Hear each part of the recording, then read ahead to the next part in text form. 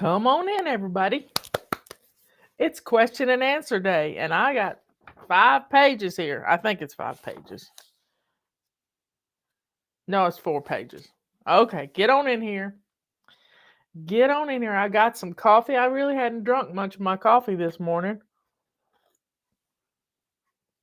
I've been listening to Ezekiel. Wow. I didn't get the last 7 chapters read yesterday, so I started reading them this morning. Ezekiel's a rough. It's rough. Anyway, to God be the glory. Let me get the chat up. Get some people in here. We got California and Santa Fe. Yeah, tell us where you're from. Tell us where you're from. Justin's going to bring me all your Christmas cards in a little bit. Maybe I'll go over them this afternoon. So, good morning, everybody. We got lots to do on the road in Orlando. We know Sage is coming home from work. She's had a busy night. So, y'all get on in here. Let's just get, we got 40 people in here. Y'all get your calendars ordered. If you don't have them yet, we're not going to be back in the office until January 2nd. So get your calendars ordered so you can be the first to get them. Florida, my knees are cold. Well, it was like 20-something degrees. Yeah, good morning, Buttercup. I said buckle up.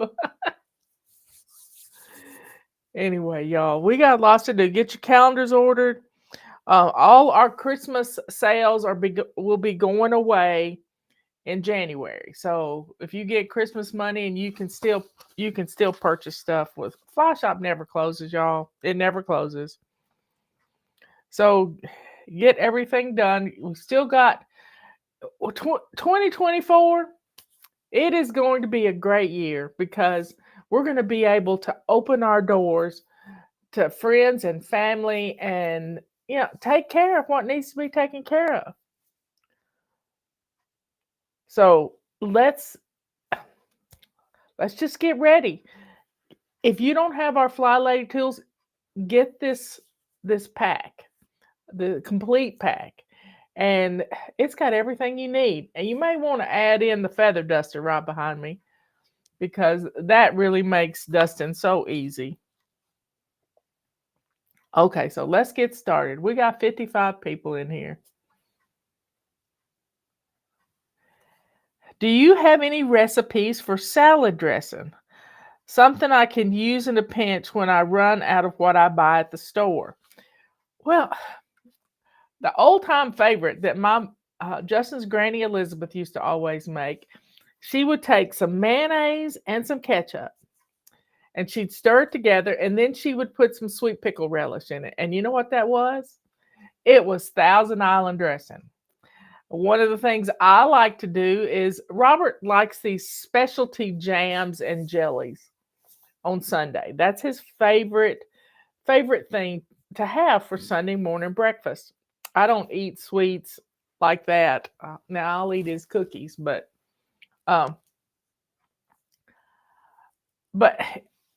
he'll leave just enough in the jar that I can take a little balsamic vinegar, a little olive oil, and shake it in the jar. Just shake, shake, shake, shake, shake.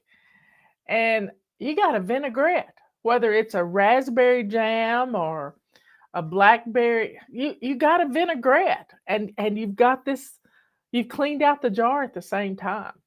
And you don't even have to measure. You just put a little balsamic vinegar in there and maybe a little olive oil, and you've got this great dressing. Another thing you can do is make fresh mayonnaise with an egg yolk and some olive oil, and It's just a. I have gone to make my Thanksgiving um, salad, which is broccoli salad, and I didn't have any mayonnaise, and I had to make my own mayonnaise. And guess what? It works. It works. Added some balsamic vinegar because that's what I do in the recipe, and it worked out good.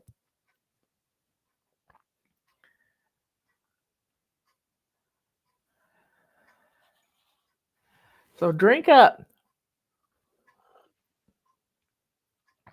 We got lots to do now. If you like a creamy dressing, you can take some sour cream and some Parmesan cheese and some peppercorn and a little olive oil and mix it all up, and you got a Parmesan peppercorn. So there's recipes out there. You just make do with what you got. Make do with what you got. Trisha says, "Hello, I'm wrapping presents today. I've never wrapped this early." Well, that's great. You're not going to be doing it Christmas Eve. I don't do real cooking very much. Is there a way to hand wash a few spaghetti and meatballs, greasy stained dishes that won't gross me out and get me overwhelmed? Yeah, it's called Dawn dishwashing liquid. I love my Dawn Power Wash. I don't do any real cooking. Is there a way to hand wash a few spaghetti and meatball, greasy stained dishes that won't gross me out? Well, if you've used plastic, you're going to stain them. You're going to stain them. But Dawn dishwashing liquid does a great job of cleaning dishes. I wouldn't use anything else. And the Power Wash has a little more oomph to it. I just got my new calendar this week, and I was wondering what are some of the things I should be adding to it, and where is a good place to keep it? It is really big and I love it. Well, wherever your family is most of the time. For me and Robert, my calendar stays in my bathroom. That's where I keep it. But most people like to keep it in their kitchen because they eat their meals in there. They sit down and they look up at you can get some magnets to put it on your refrigerator and clip magnets, or you can take a bulletin board and put it on a wall in your kitchen and put your calendar on the wall. Make a wall of fame for your calendar. So what things do I put on my calendar? Well, all the appointments you need. You know, when you make an appointment, like yesterday morning, Robert had to go to town and get his ears checked out, get his hearing aids checked out. And that goes on the calendar so that I know where he is. Yeah, but I got in bed early last night. Sister's telling off on me. She says I'm a night owl. I've always been a night owl. Let's see what else. Like our neighbors across the street are putting on a new roof, brand new roof on their house. We did that in 2018. And every year I take my old calendar and transfer things like we got a new dishwasher in 2022. Yeah, 2022. Got a new dishwasher. So I know when I transfer that every year from one calendar to the next calendar so that I can look and it's got a date beside it. When we did our driveway, I know when we put gravel on our driveway, that was in 2017. So it's been 5 years, almost 6 years. I know when we did it last. And this last guy that did it, I'm going to call him again because he did a great job of crowning everything just the way it needed to be done. And it hasn't eroded much at all. What else goes on the calendar? All your birthdays and anniversaries, those need to go on the calendar. Justin and Emily just had an anniversary on Tuesday, the 19th, I think it was. And they 25 years. 25 years. So transfer all those birth dates, and especially if you've got new people in the family, you need to get those birth dates on the calendars. Put your vacations uh, when you're going to be off work. Put those on the calendars. School schedules, that really needs to be on the calendar. That's why our calendar comes out in August. So you can get the whole school schedule right there ready to go.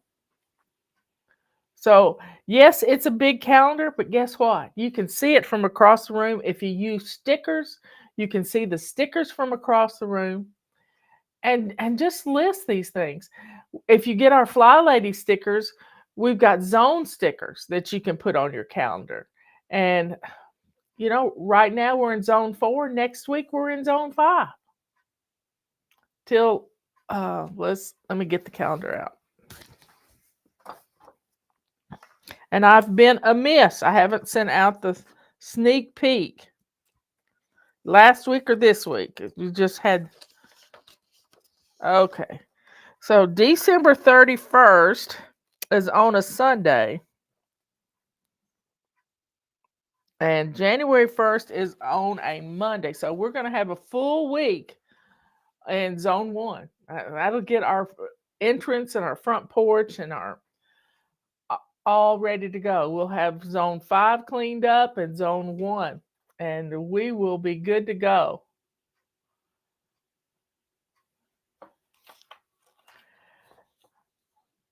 But get those things on your calendar. Start the new year off using your calendar. Get some colored pencils, get some address labels. 88 to a page does a really good job of fitting in the block if you make a mess. Or some people just like to take those address labels, and in fact, I'll probably replay that video in a marathon this weekend about how to use a calendar. And it's a great way to not be all hung up about making mistakes, because you can't use a Sharpie on your calendar. I also like to use, where are they? I know I have some here. I like to use stickers, and I like to use those little flags, those red flags that attorneys put on things to sign stuff. Well, if there's something important that has to be done, that's where you put that red flag that gets your attention. But you can also take the address label and put a frame around it in red with a Sharpie on the address label, and then that way you can see it from across the room. So those are the things that need to go on your calendar. I can find just about anything. You just flip through a few pages and you'll see it. Okay, what is fly washing and how does it help? Y'all, I do videos, I write essays. I do shorts on YouTube. And Justin puts them up on TikTok. It's like immersion class when you're learning a new language. Well, you're learning a new way to live, and we want to be in your face. That's why our apps just get a hold of you. You got a reminder coming out, especially on the Fly Lady Messenger app. Go check out the apps. A Fly Lady Plus app, that's my nephew's app, but Fly Lady Messenger, you have to pay a little bit for it, but you can take a discount on it, and it works well to stay in your face. Fly wash, you're learning a new way to live, a new language to life.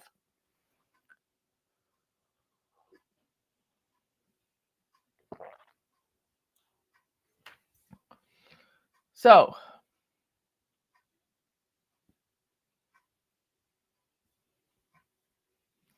y'all, let's get some stuff done. Get that calendar loaded up and ready. But the fly washing, you got the calendar. You're looking at the calendar. You've got it's going to change, and that's why. Oh, where's my book? Is this the book? Chaos to Clean and 31 Easy Baby Steps. We're doing this next month. We're going to go through this book, and if you don't have it, get it. Get it ordered. It'll be the first thing shipped out in January.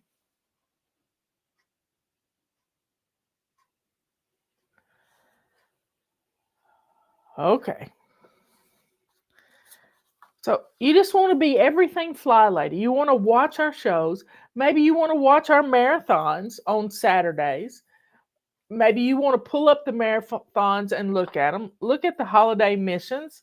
Yeah, we're getting ready to start some new ones for cleanup after Christmas is over. Christmas is Monday, y'all. Have you got all your groceries? How do you get the book? Well, it's on our website. It's in our fly shop. It's also on Amazon. You can get it two places. But if you buy it from us, I don't have to pay Amazon any money.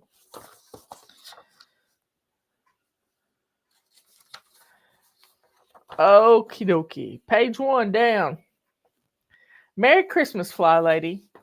A new year is about to begin, and I'm starting Fly Lady routines now to get ahead of the year's commit and quit game. I want to stick with this. I am really good at starting things, but not so good at staying the course. That's typical. It's how we are. How do I make a good ideal a great habit for life? I want to have a clean and organized home and set a good example for my children. Well, first off, you're a perfectionist, and that perfectionism is what turns you into a poinsettia. Yep, a poinsettia. You get turned into a poinsettia because at Christmas time they're really pretty. I mean, Justin and Emily got married in a church that was covered in poinsettias. I think they added to them for the wedding, and it was it was beautiful. It was beautiful, but after Christmas, they start dropping their leaves. You forget to water them. And that's where this Fly Lady immersion comes into play. So this is how Fly Lady was established. I realized I had never established a habit. In 1999, I set out on New Year's Day like every other red-blooded American female, and I said, I'm going to get organized. Quotation marks. I'm going to get organized. And you know what? I did it. But you know how I did it? I did it by not beating myself up when I made a mistake. See, she's already beaten herself up. She doesn't want to fall into that trap she's always jumped in, being a poinsettia. I heard somebody else mention that. Patty mentioned this to me many years ago. Her gym she went to every 2 or 3 times a week. Yeah, be real busy in January, but come February, there's nobody there. And she said, "What happened to everybody?" And the gym owner said, "It's Christmas. New Year's. They just want to start the year out right, and then it falls by the wayside because they've never established the habit." So how do you set up a new habit?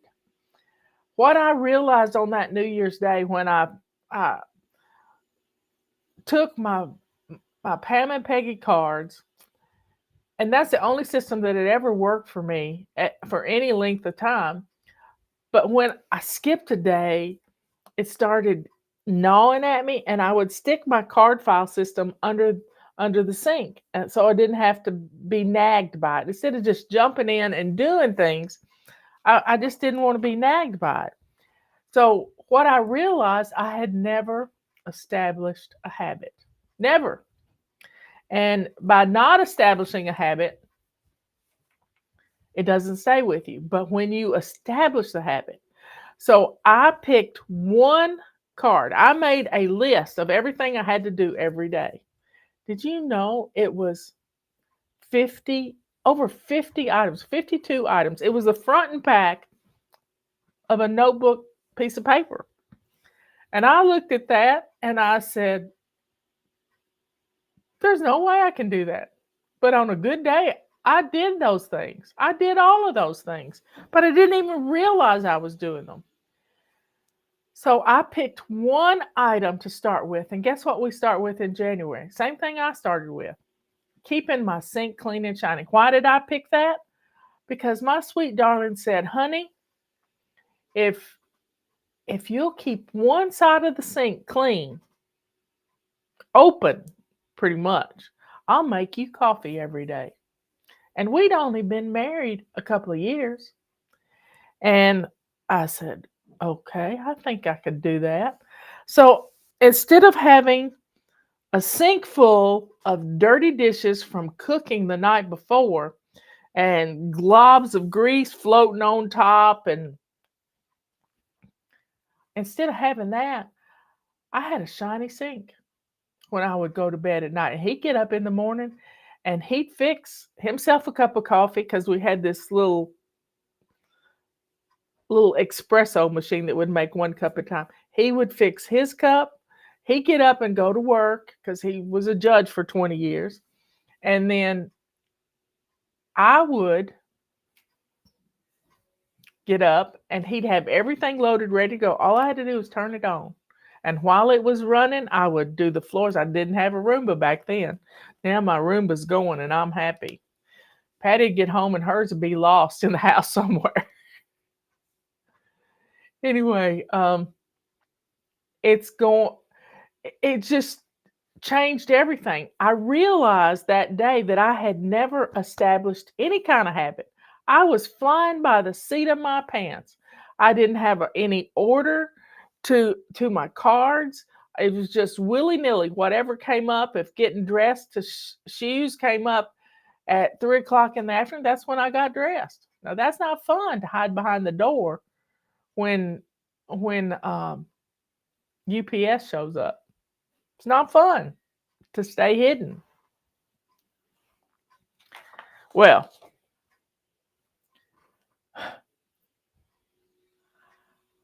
I realized that not only had I not ever established a habit, and a habit, psychologists tell us that it takes 21 days to establish a habit. Oh no, it doesn't. For my fly babies, it takes us a month. We need a whole month. We need grace. We need 10 days of grace. 10 days of grace. You got the 21 days. And what we do is if we miss a day, we jump in as if we hadn't and just keep going. Just keep going. And that's why we take one whole month to practice every habit. Now, the first habit is keeping your sink clean and shiny. And that clean and shiny sink, that was the only thing I had to do. Now, I still needed to get dressed. I needed to take care of me. But I kept that sink clean and shiny. And when you have a sink that is that pretty, and it was a 25-year-old sink. It had been there a long time because this was 1999 and Robert had built the house in 75. So the sink was crusty, not just from dirt, but we have hard water.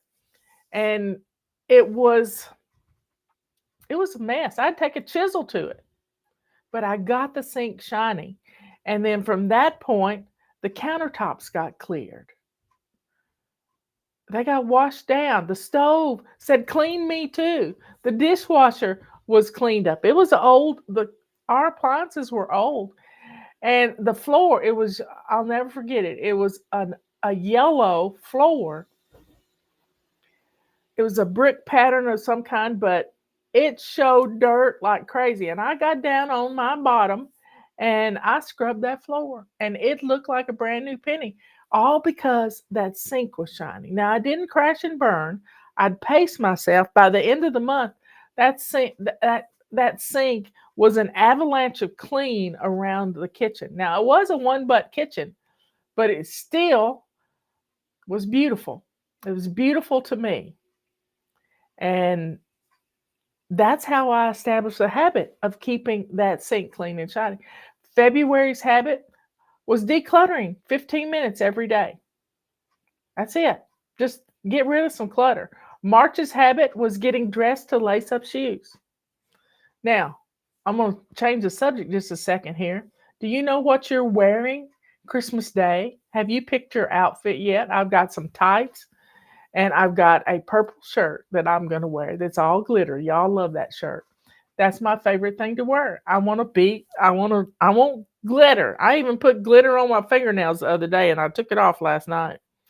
But I'm going to put my glitter back on my nails and I'm going to be ready to go. So getting dressed to lace up shoes is March. April, it's making your bed. Make your bed. May is moving your body, getting up and walking down the driveway, down the stairs a couple of times, doing what you need to do. June is drinking your water. Most of us are dehydrated. So drink your water. I have water that sits by my chair all the time, but I also drink water every time I go to the bathroom. Now Robert taught me that. Ugly Christmas sweaters, that'll be fun. That'll be a lot of fun. Let's see what else. June, July is swish and swipe, your bathroom. August is doing a load of laundry every day. September is your before bed routine. October is getting rid of paper clutter. November is menu planning. Now, we have a basic weekly plan that helps us do all that. And December is pampering missions, taking care of you. So it's all about being kind to yourself in the process too. Don't beat yourself up. That's the two resolutions I made: to get organized and to be kind to me. Yeah, be kind to me because I hadn't been. What are the top 10 things that people fail to declutter? Top 10 things that people fail to declutter. Paper. They're scared somebody is going to steal their identity. That's the number one thing. Number two is cookbooks. They think they have to keep every cookbook. Number three, this is off the top of my head, it's clothes. You got clothes in your closet, and we're in our master bedroom this week, and the closet yells at you every time you go in your closet. Your fat clothes say, you love this, but you can't wear it anymore because you've lost weight. You need to get back in me. Or you've got skinny clothes that you're holding on to because you know you're going to get back down to that weight. Well, you're not ever. And when you hold on to them, they say ugly things to you when you walk in the closet. So get rid of clothes. Dishes. We got way too many dishes. Plasticware, Tupperware, Rubbermaid stuff. We got that's out the wazoo. And you can't find the lids to it. So you got to declutter that stuff. I did some of that this past week. I don't know if I can come up with 10 things. But books. We don't want to let go of any books. Well, if you've read them and you liked them,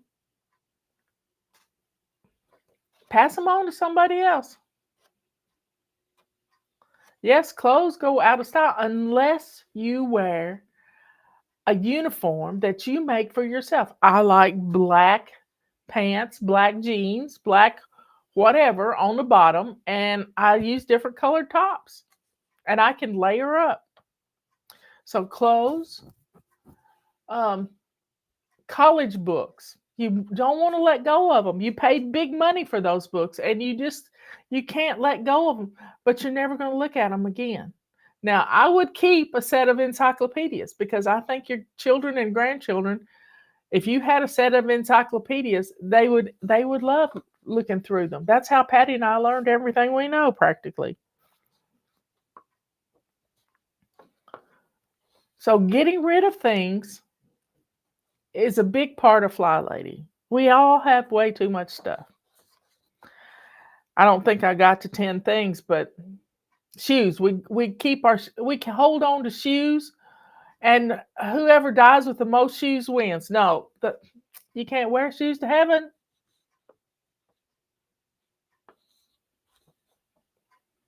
Okay. After shining my sink, what should I do next? I heard you mention the 31 baby steps. Where do I find those? Well, the 31 baby steps are on our website, but I wrote a book. This wasn't just me that wrote the book. We divided this book into um, parts, and six of us, and we each had five to do, and then I went over them, and we had a lot of fun with this book. But this just eases you into Fly Lady. We're going to be doing this in January. Get this book. It's on our website. It's in the Fly Shop, and it's also on Amazon. So after shining your sink, what do you do next? You start decluttering. 5 minutes in the morning, 5 minutes in the afternoon. Don't spend all day decluttering, just 5 minutes, and 15 minutes a day.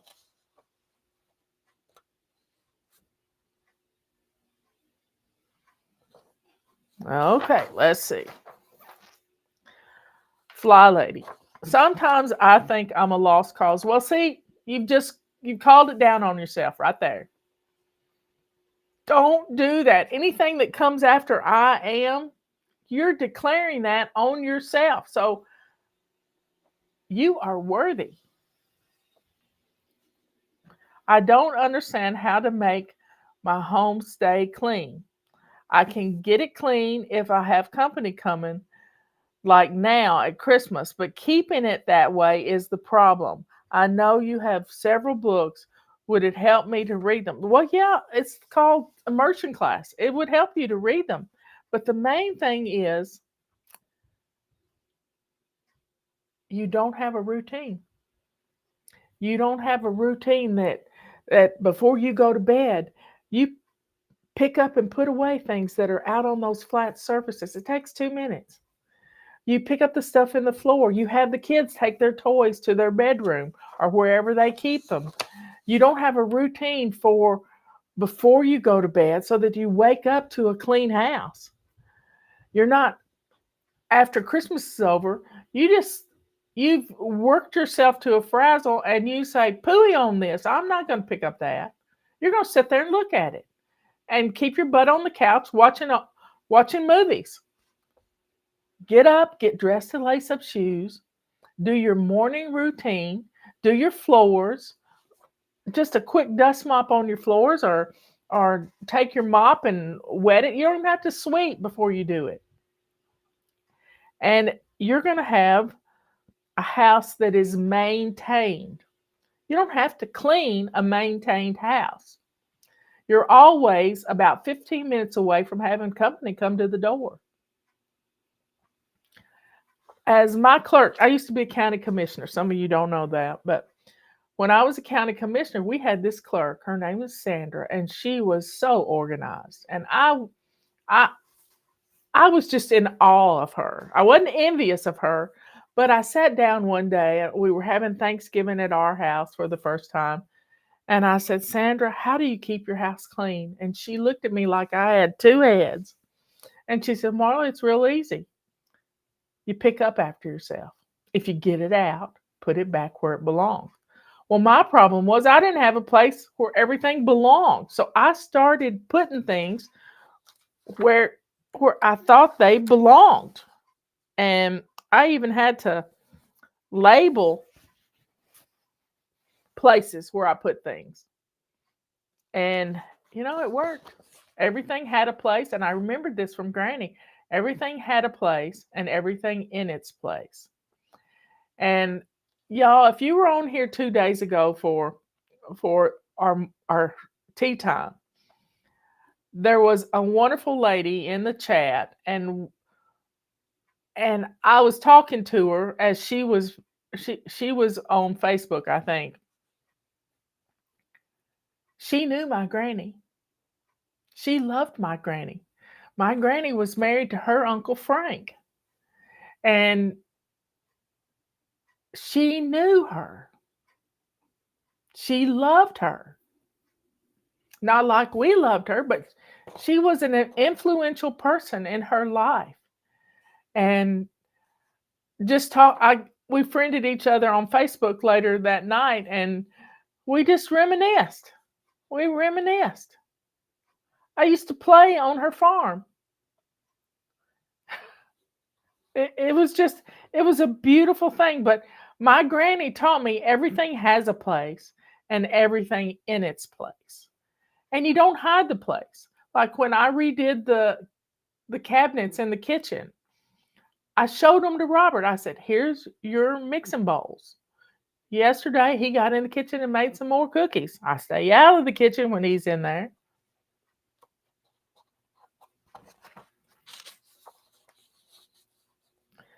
But it was just a beautiful time. She loved my granny.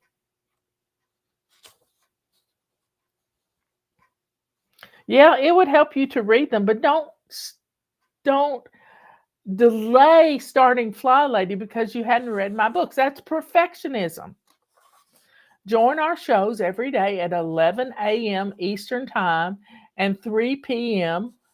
Eastern Time for tea time. Now, that's a little bit more laid back. Sometimes I get to preaching.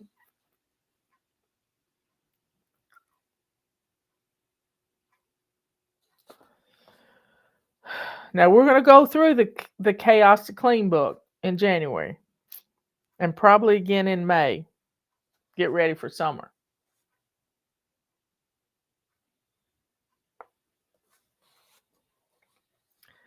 The Fly Lady routines are ingenious. They are so easy to do that anybody can do them. I was wondering, how did you come up with the whole idea?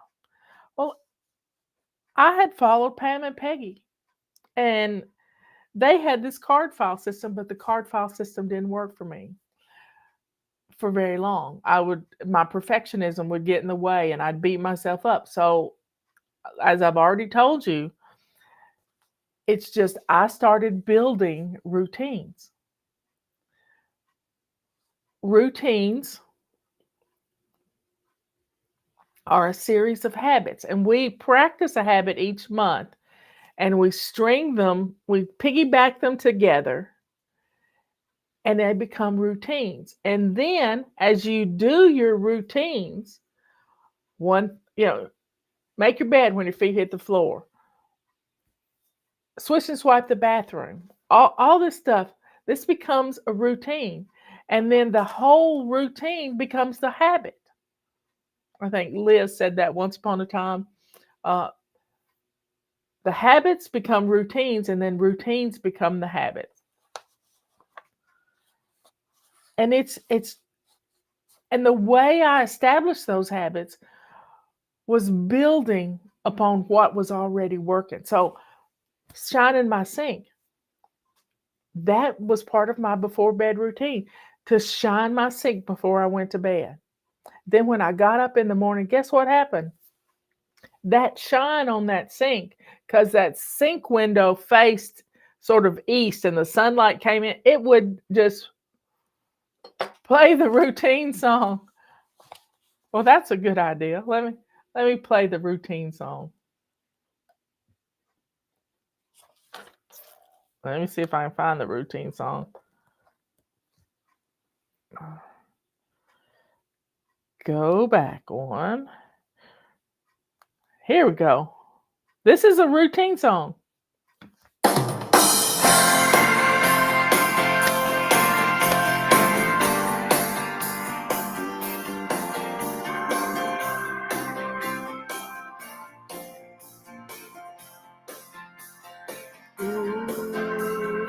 First thing in the morning, I clear my head. I stretch and yawn to greet the day, then make my bed. Get myself all ready, down to my shoes. A healthy breakfast puts me in a rockin' mood. Routines, routines, they keep me rockin'. Routines, routines, there's no stopping me when I feel the power of my rockin' routines. After school or after lunch, I keep my cool. 'Cause afternoons have routines now, and that's my rule. Homework before playing, quickly get it done. After that, I'm out of here and off to have some fun.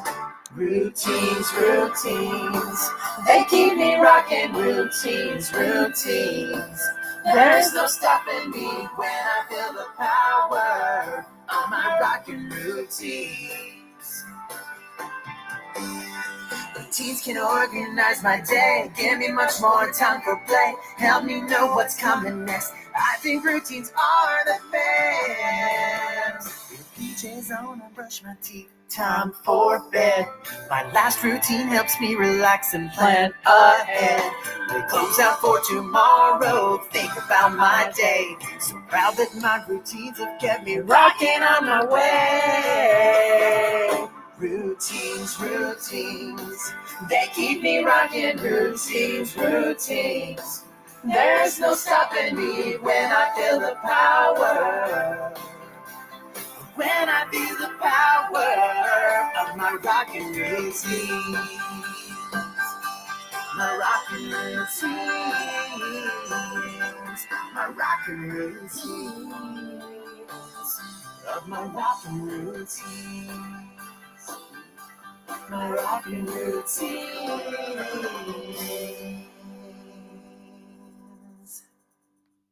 Okay, everybody.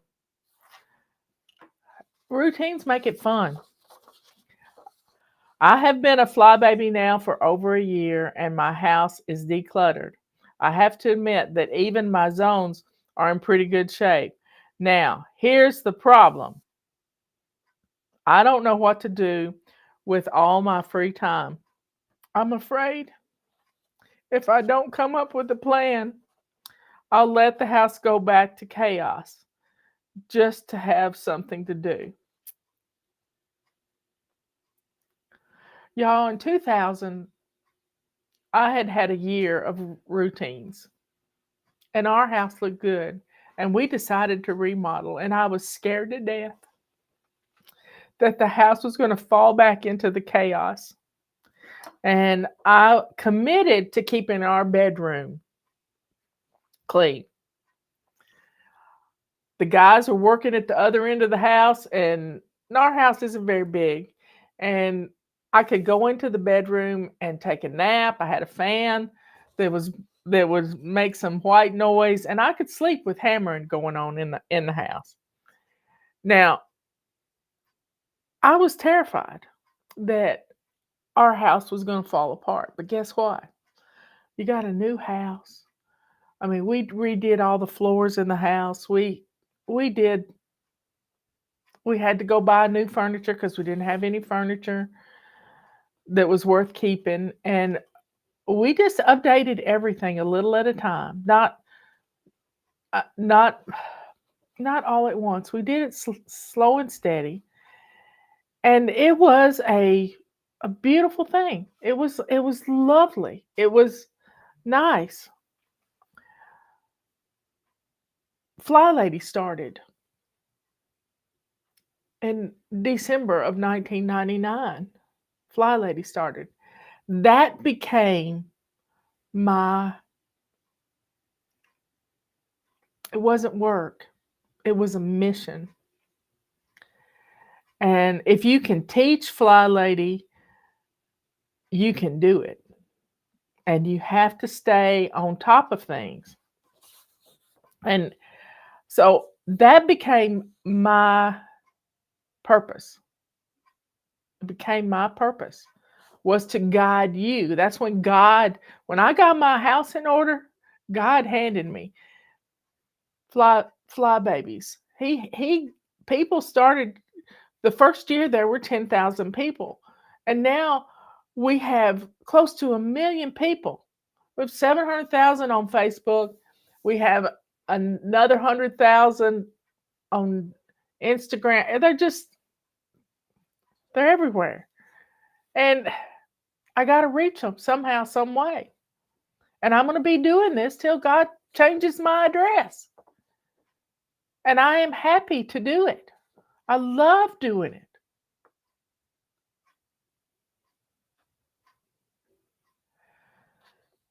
So when you have this extra time, because your house is practically, you're on autopilot, your house is cleaning itself. Don't get all hung up wanting to change things or paint things, or you got to live with it a while and sit down and get into your Bible more. We got a Bible reading schedule up on our homepage. It's in the live section, and there's a whole reading schedule for the whole month of December, and I'll update it at the end of the month, and we're going to do it again in January. We're going to do it every month. We're going to update. We're going to do our readings in the Bible. Get into the Bible. Listen to it. Read it.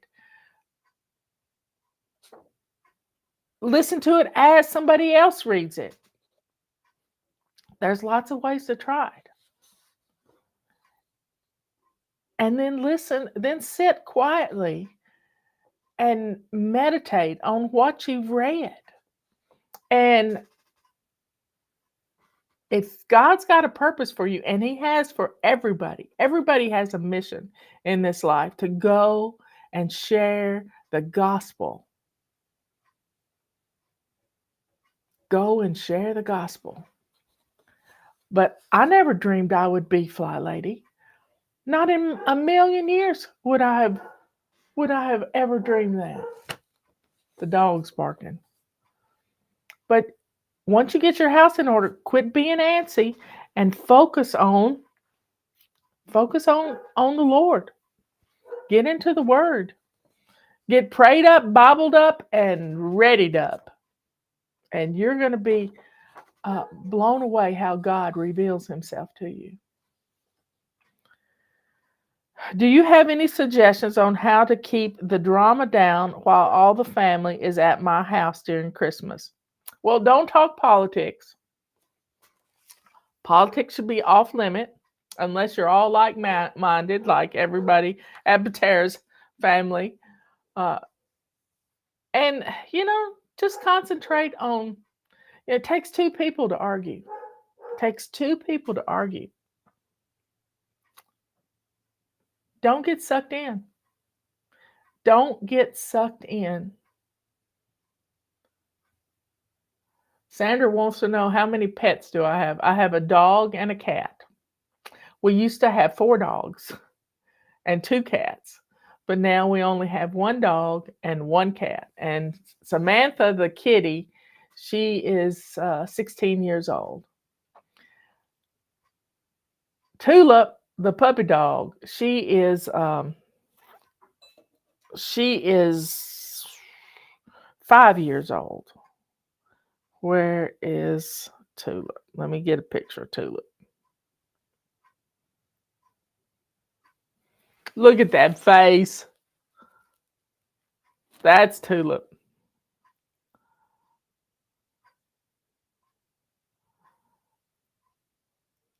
She can make a mess. She tore the couch all to pieces. That's her dog bed, pretty much.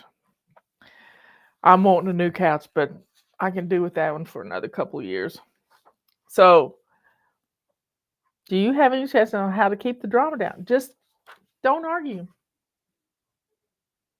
If they're going to argue, they can go out in the yard and argue.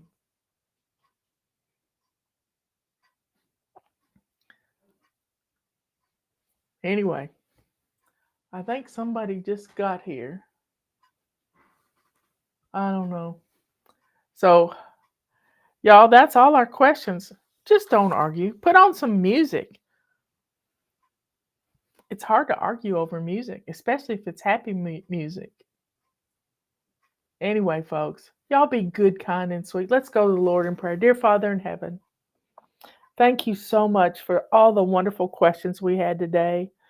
And your word will answer all the questions that we have in our lives. Just thank you for the word. Thank you for your prophets. Thank you for Christ who came to die for our sins. Thank you, Lord, for everything that you do for us. Keep things peaceful in our homes during these next few days. I know there's a lot of people coming in, a lot of people traveling. Keep my sister and Phil and everybody safe as they travel to where they're going. God, you are so good to us. Thank you for our happy homes. We may not have a whole lot, but we're going to be thankful for what we have. Thank you for the Christmases that we didn't have very much. And thank you for how you humble us. You gave us the best gift of all, your son. And you get all the glory, Lord. All these things we ask in Jesus' holy name. Amen and amen. I heard a great testimony this morning. A young woman with a 2-year-old. It was sent to me. She has COVID, and the baby woke up with sore throat and ears and all kinds of stuff. Well, last night, she put some Vicks on him, and she prayed over him all night long. Prayed over that baby. You know, he got up this morning singing. That was what she said. He got up singing. And he's just playing and having a good time. And he's healed. And she's much, much better. You know, we got to get our focus off of ourselves and turn it to somebody else. So y'all be good, kind, and sweet. Be good to yourself. But mainly, be kind to yourself in the process. We are our own worst enemy many times. We say we bring curses down on ourselves by the words that come out of our mouth or our fingertips. Stop it.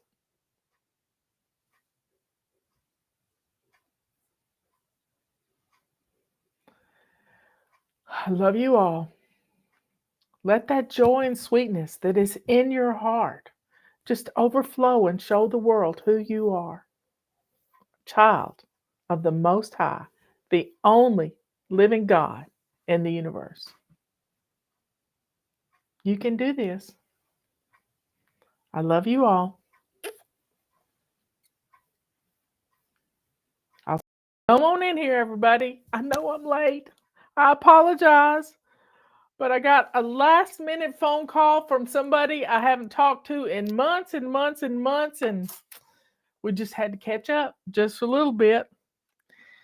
Anyway, come on in here. Come on in here. Should I play a song to get us started? Let's see. I don't know what I want to play.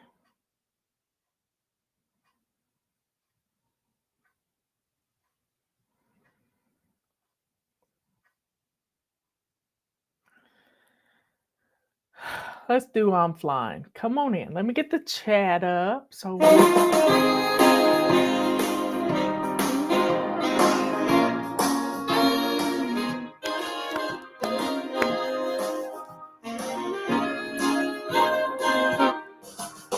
my sink is shining, but I'm not whining, I'm flying. I'm just a baby stepping and I'm not obsessing, I'm flying. I've got my list of things to do, and I'm ready for action in my lace-up shoes. Well, I'm no model, I'm just working smarter, I'm flying.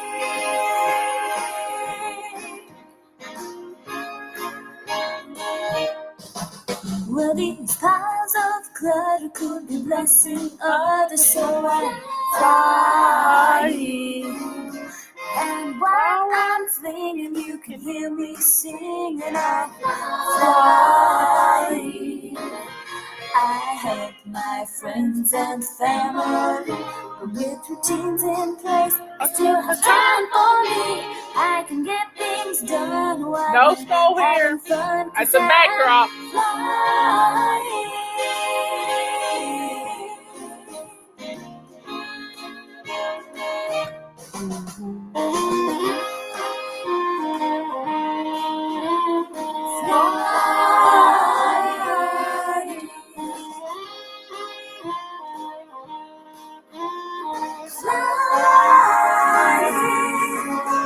I have no wings to sing the blues. Do you know the system? Have you heard the news?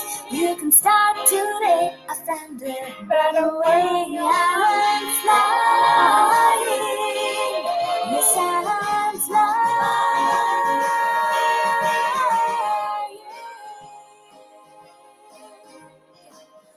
Do, do, do, do, do.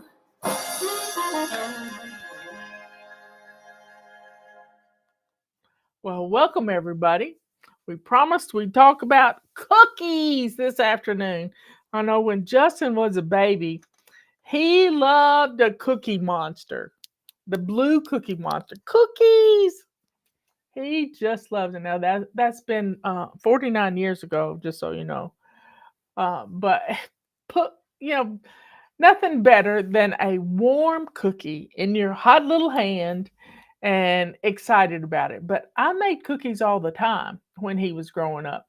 In fact, he grew up with breakfast being homemade cookies straight out of the oven. Straight out of the oven. So it's hilarious. Yes, and they ate cake too. Now I wasn't big on now. I like the days we had homemade biscuits and eggs.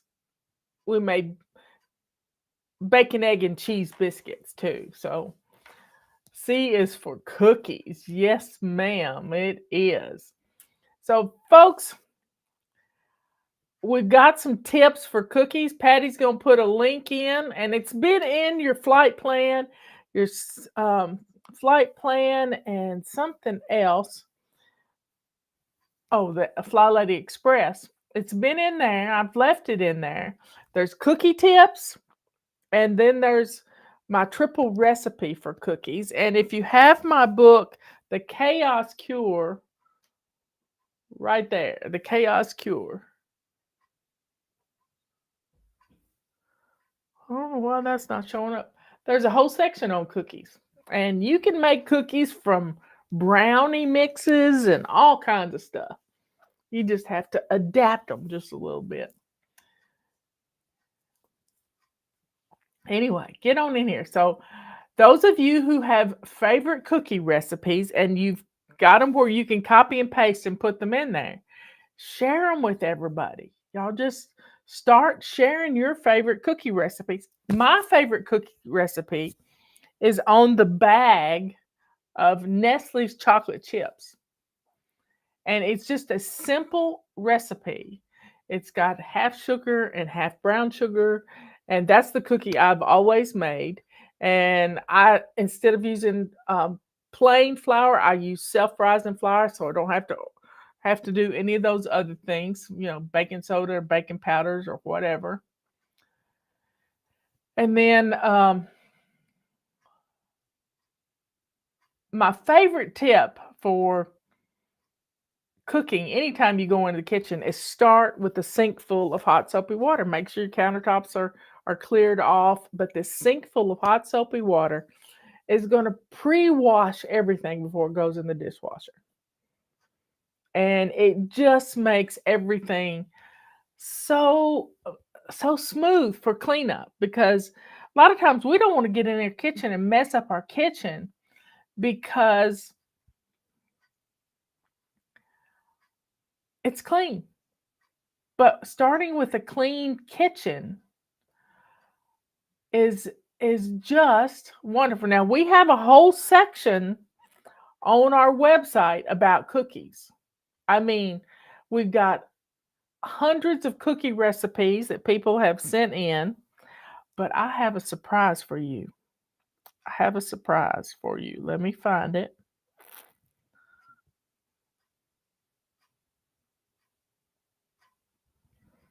We got in the feather dusters.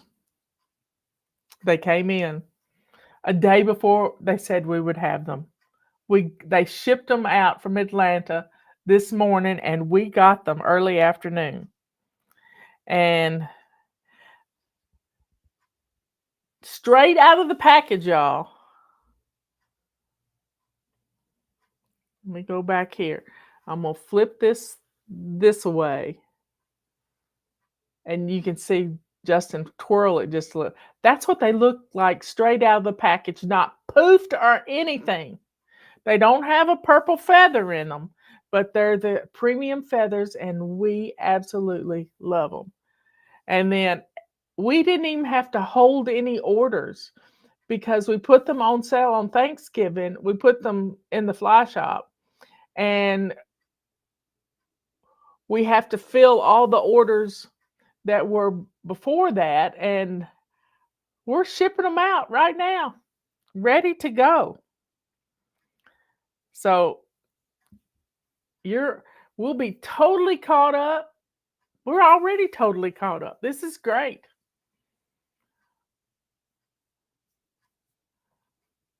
Now, I used to make my chocolate chip cookies in I think it was a 9x9 pan, but you could do it in a 13x9 pan and turn them into bar cookies. Well, the problem was they didn't have any purple feathers. And we get our feather dusters from the Middle East, y'all. And everything's hot there right now. And when they said they could send some to us, we placed an order right away. They got a plane out, and they got bombed the next day. I don't know if the feather duster people got bombed, but there was bombs that went off in Lebanon. And we just took a chance. We just took a chance on, and I know God was behind it. I know he was, because I just said to Justin, son, I think God's with us on this, and let's just order it, get them here, and let's do it.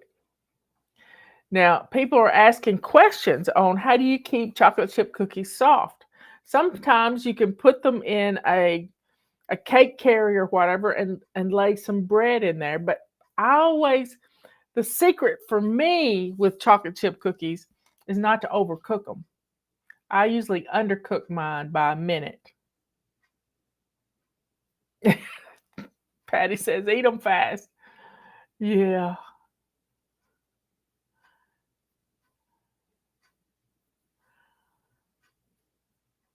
Celebrate 38 years. Well, we're celebrating 27. And I'm thankful. I am thankful. We want to go eat German food, but we don't know. We just never know. I buy brown sugar by a 6-pound package. Robert said, why did you buy that much brown sugar? And I said, because we go through it. And because especially during cookie time. But making the cookies, you can't cook the cookies the day you make them. That's just one of the rules. You can't do that. I like to put them into logs like you would. Now you don't buy cookies like that at the grocery store, but you could buy look like a sausage log, and you would cut the cookies up and divide them into 4 parts and then put those on the cookie sheet. I still do my cookies like that. I wrap them up in saran wrap and form a log out of them. and put them in the refrigerator. I put them in a Ziploc bag, and then that way the dough gets firm. They don't spread out on you.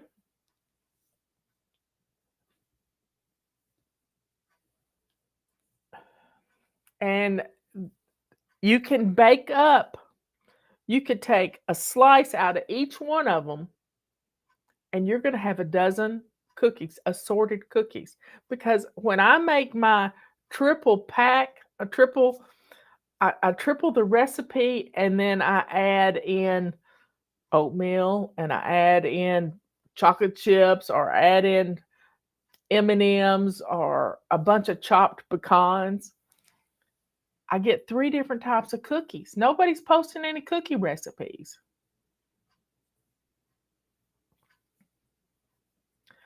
But cookies are not just, getting in the kitchen. Sometimes somebody does chocolate covered pretzels. How fun is that?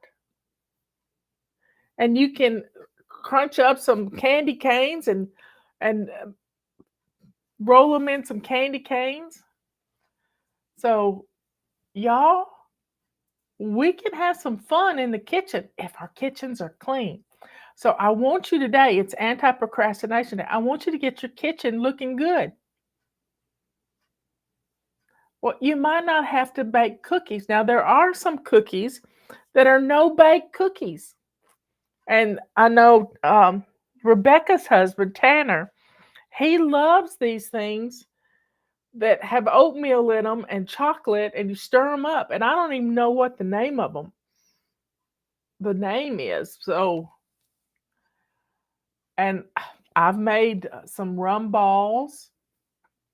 Maybe you don't want to make cookies. You make sausage balls and freeze them.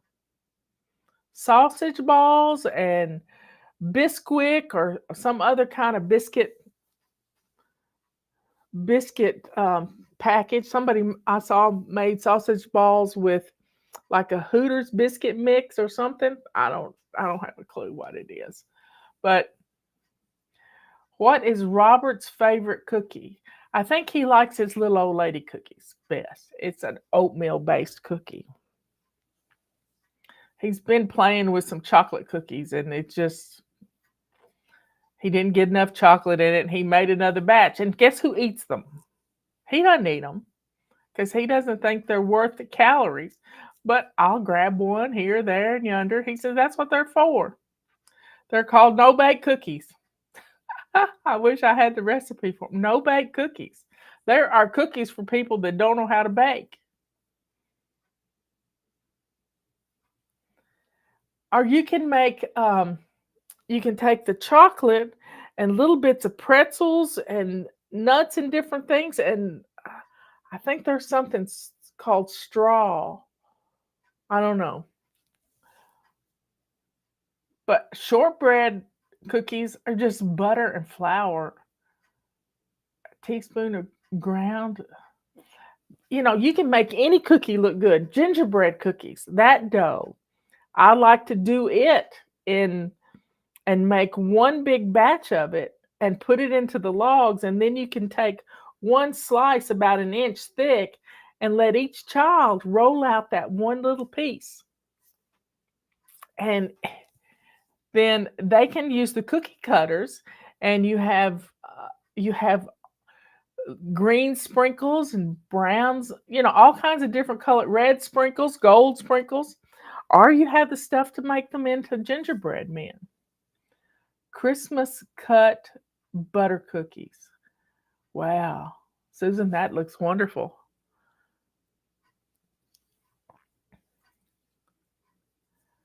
Ginger snaps. Oh my. I like the gingerbread cookies are sort of they're brown and they're like ginger snaps to me.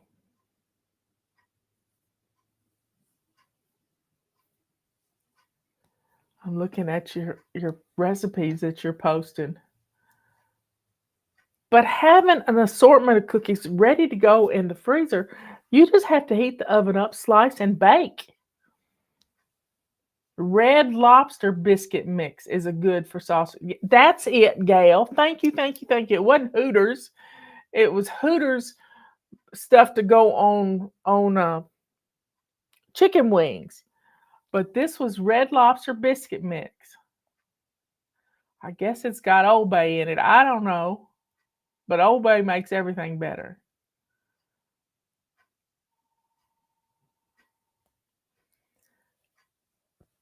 But decorating cookies, having fun with them. Maybe you can get a squeeze tube of just that icing that would outline things. And just have an afternoon with grandkids making cookies. You already got the dough made. There's no mess. It's just having fun and making memories. Maybe y'all could plan on that for Saturday. But bar cookies and oatmeal cookies. Oh, oatmeal raisin cookies are some of my favorite because they can pretend to be healthy. I had a friend that lost 100 pounds with oatmeal cookies. That was her treat. A small barn. Our church cookie exchanges soon. Too. I can't wait. I look forward to it every year.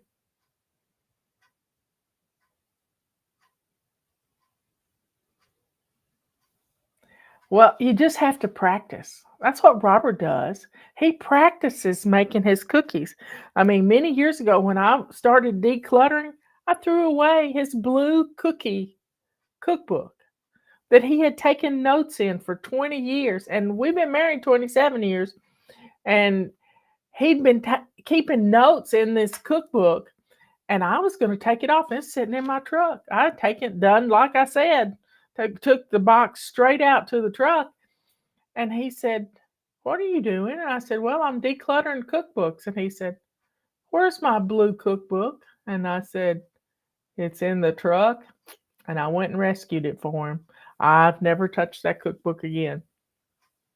Never touched it again. So he loves that cookbook. And he has made cookies out of that cookbook every Christmas. Every Christmas.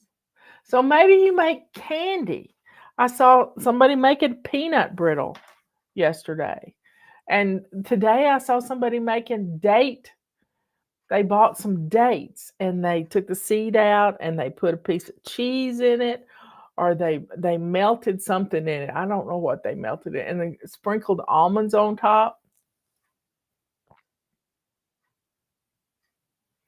If we'd made the cookie dough in October, it would have needed to have gone in the freezer. Right now, it might not need to go in the freezer, but you could freeze it, and then you just stick it in the refrigerator and let it thaw up.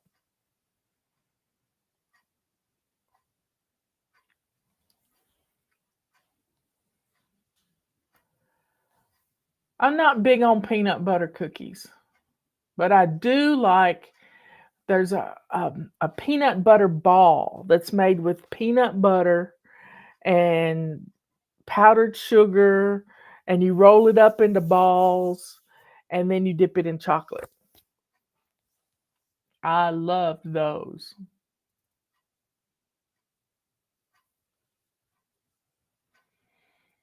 Now, Robert has made cookies, and he didn't think they were fitting for anything, and he made his little old lady cookies, and they spread out on him, and he rolled them up in a ball, and they were still good. Michelle and I really loved them. Chocolate balls are my favorite. Yeah, peanut butter chocolate balls. So you don't really have to bake to be able to put together some Buckeyes. That's what they're called, Judy. Thanks. That's what they're called. So they're pretty good. And I was talking about the cookies that have the powdered sugar on them. Somebody called them wedding cookies yesterday.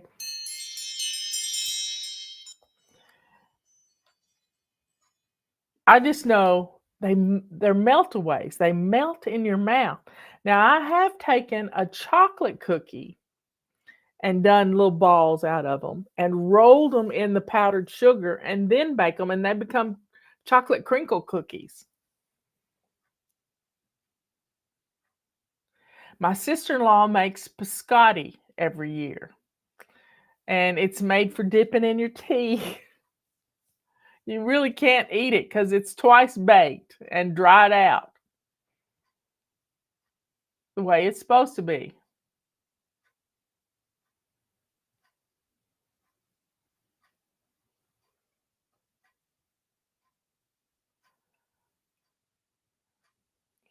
And I know Jack used to make at Christmas time, he would just bake lots of cookies. And I don't know if he's going to be able to do it this year. He did have a good doctor's appointment yesterday, so we're real happy.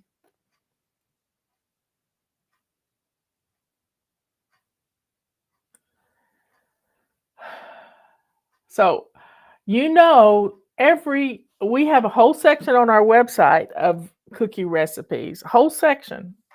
And then we have in the Chaos Cure book, there's a section on taking just box mixes, cake mixes and different things and turning it into cookies.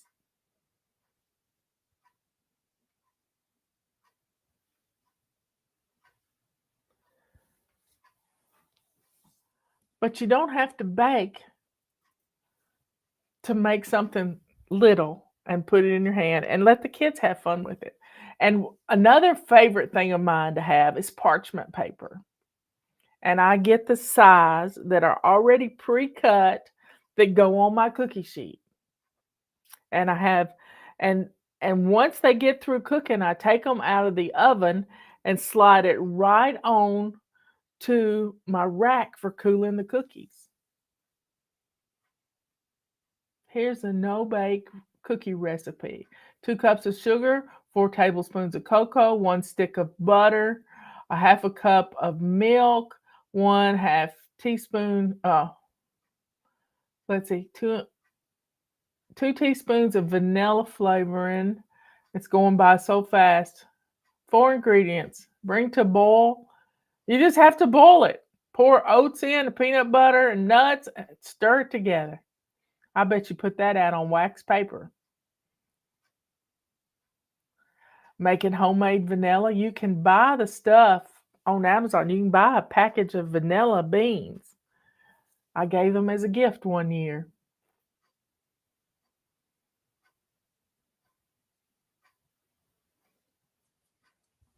So, folks, don't say I don't bake cookies because you can bake something. You can cook up something. Uh, Justin's granny Elizabeth used to make something called date loaf, and she would cut it into little pieces. I helped her make it one year, but you got to get you got to get the sugar to a certain crack stage or whatever.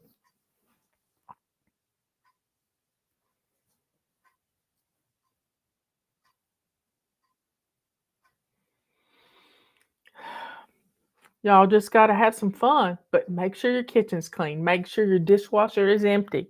Make sure you have a sink full of hot soapy water. Get your mixer all cleaned up and ready to go. I love my stand mixer, but if you don't have a stand mixer, you can use a hand mixer. Robert never uses a mixer. He just stirs things up with his hands and does small batches.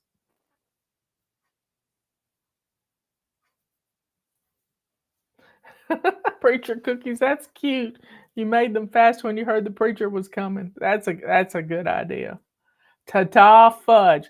We made magic fudge, and it was a can of Eagle brand milk and chocolate chips in the microwave. But our neighbors made us last year for Valentine's Day. They made us Nestle's. No, it's what are they called? Rice Krispie treats in the shape of hearts. They made us Valentines in the shape of a heart. These kids are so sweet. They're homeschooled kids. I've heard of that fudge too, Catherine says. Yep. Or anyway, Julie says. But it's good fudge. It's good, but it's rich. When you make something with Eagle brand milk, it's rich. And I used to make these bars that had 5 ingredients. And I would take a 13 by 9 pan, and you take a cake mix. I would use a yellow cake mix, or you could use a white cake mix, and you put a stick of butter and 1 egg in the cake mix, and you stir it up, and you've got putty. It's just a thick dough, and you grease the bottom of the pan and pat this in. Pat the dough in from the cake mix, and then you take a package of confectioner's sugar, that's powdered sugar, and 5 eggs, and a softened package of cream cheese. And you pour that over the top, and you bake it at 350. And you've got the most beautiful custard bars you have ever seen. And they're just they taste wonderful. I haven't made them in a long time, but I might have to make some of those.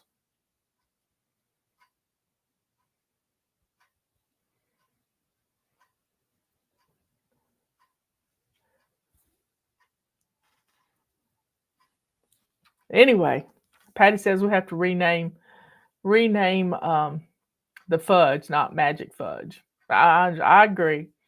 Let's just ta-da fudge.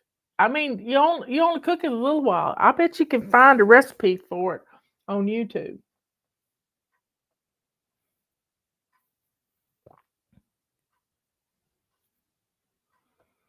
But these are custard bars, and they're just wonderful.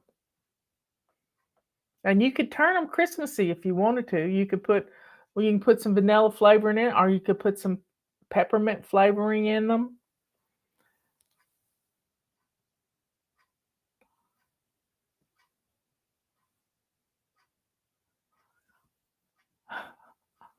What's it called then, Julie? What's it called?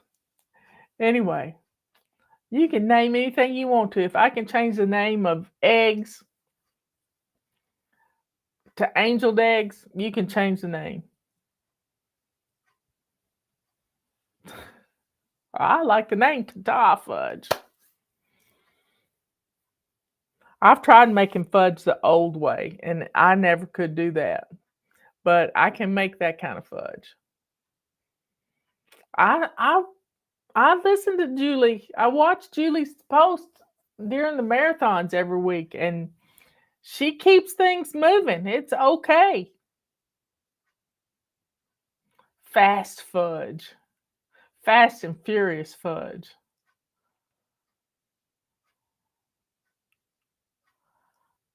And you named it, Julie. You named it. A bag of chocolate chips, Eagle brand milk. That's all you need. And the difference between Eagle brand milk and evaporated milk is sugar.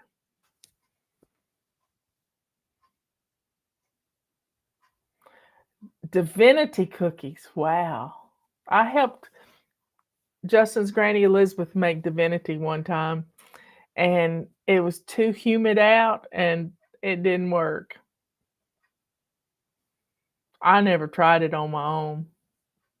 But a big old pecan in the middle, she would make some of the most amazing candy.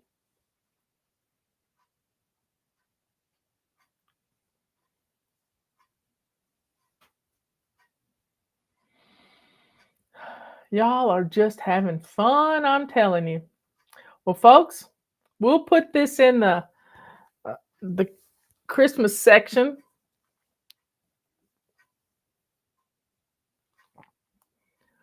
But always start with that sink full of hot soapy water, empty dishwasher, and put things in the sink as you use it up, and no knives in the sink. I don't want you to get cut. We have sharp knives around here. really sharp knives. You can have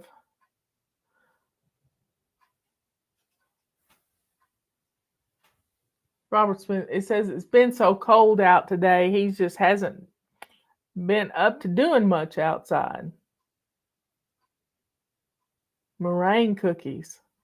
Yep, they're tricky.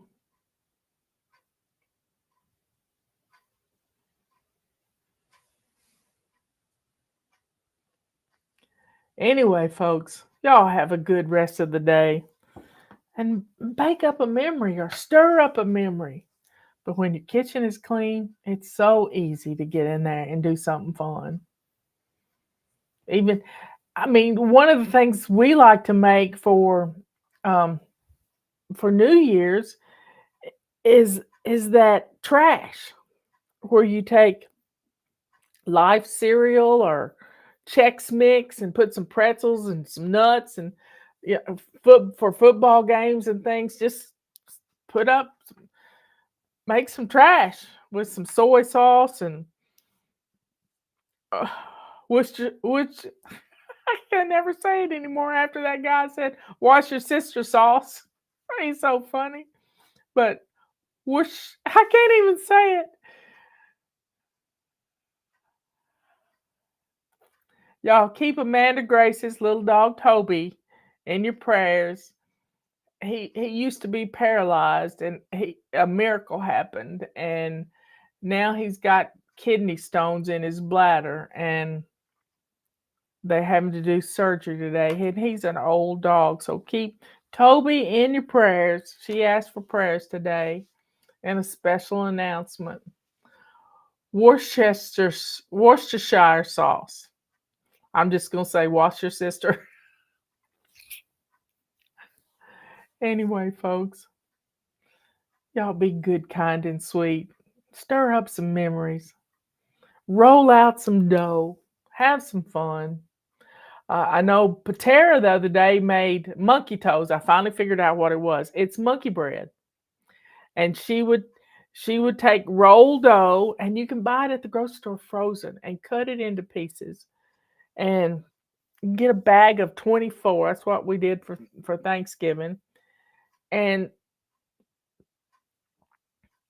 cut it into pieces, roll it in butter, and roll it in brown sugar and nuts, and put it in a bundt pan and let it rise.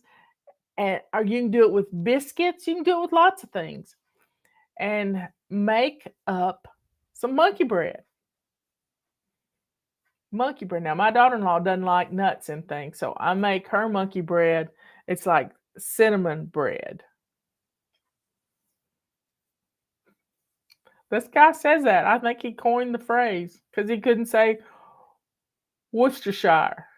Thanks for putting it in there so I could figure out how to say it. So y'all have some fun in your kitchen. That's what kitchens are for. Kitchens are the heart of the home. And when you start cooking with empty countertops, a sink full of hot soapy water, you're going to love it.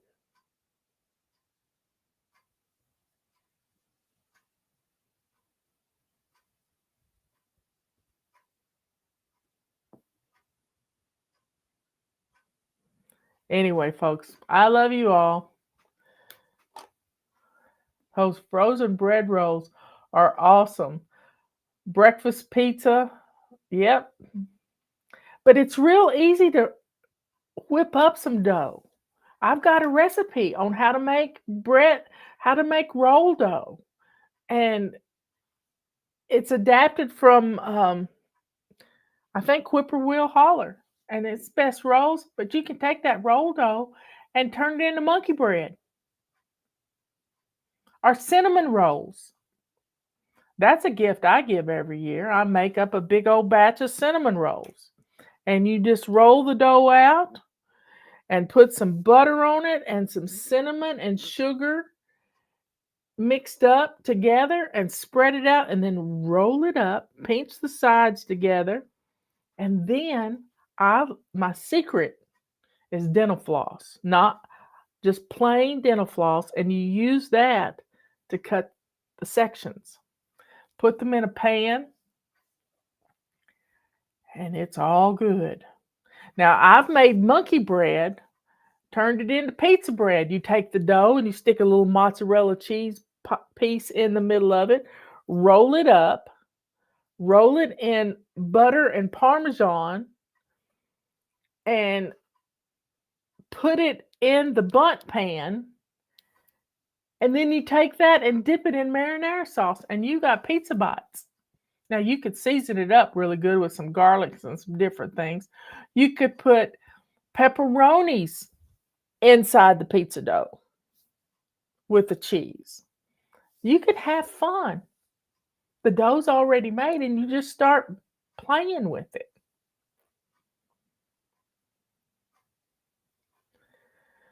Okay. I'll see you later. This is taking a long time. I was late, though. Anyway, I love you all. I'll see you after a while. Tomorrow's question and answer day. We've missed 2 weeks. This is our second week. I'll see you later. Love you all.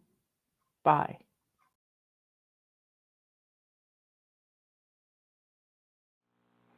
Well, hello, everybody. I'm going to set the stage for you. Here's the scenario. Your mother-in-law has just called, and she is coming in an hour. What do you do now? And I have an answer for you. It's called Crisis Cleaning 101, and I'm going to talk you through it. We're going to set some timers.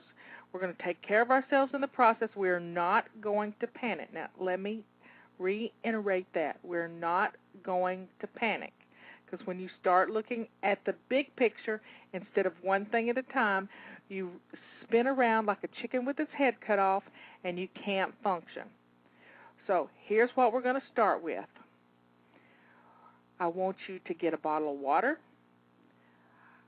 I want you to grab a cheese stick or something to eat out of the refrigerator, some protein. Let's get some food in us real fast, because we only have an hour, and we're going to get started. Now, you don't want to look like a hag when your mother-in-law gets there. So look at how you're dressed right this minute.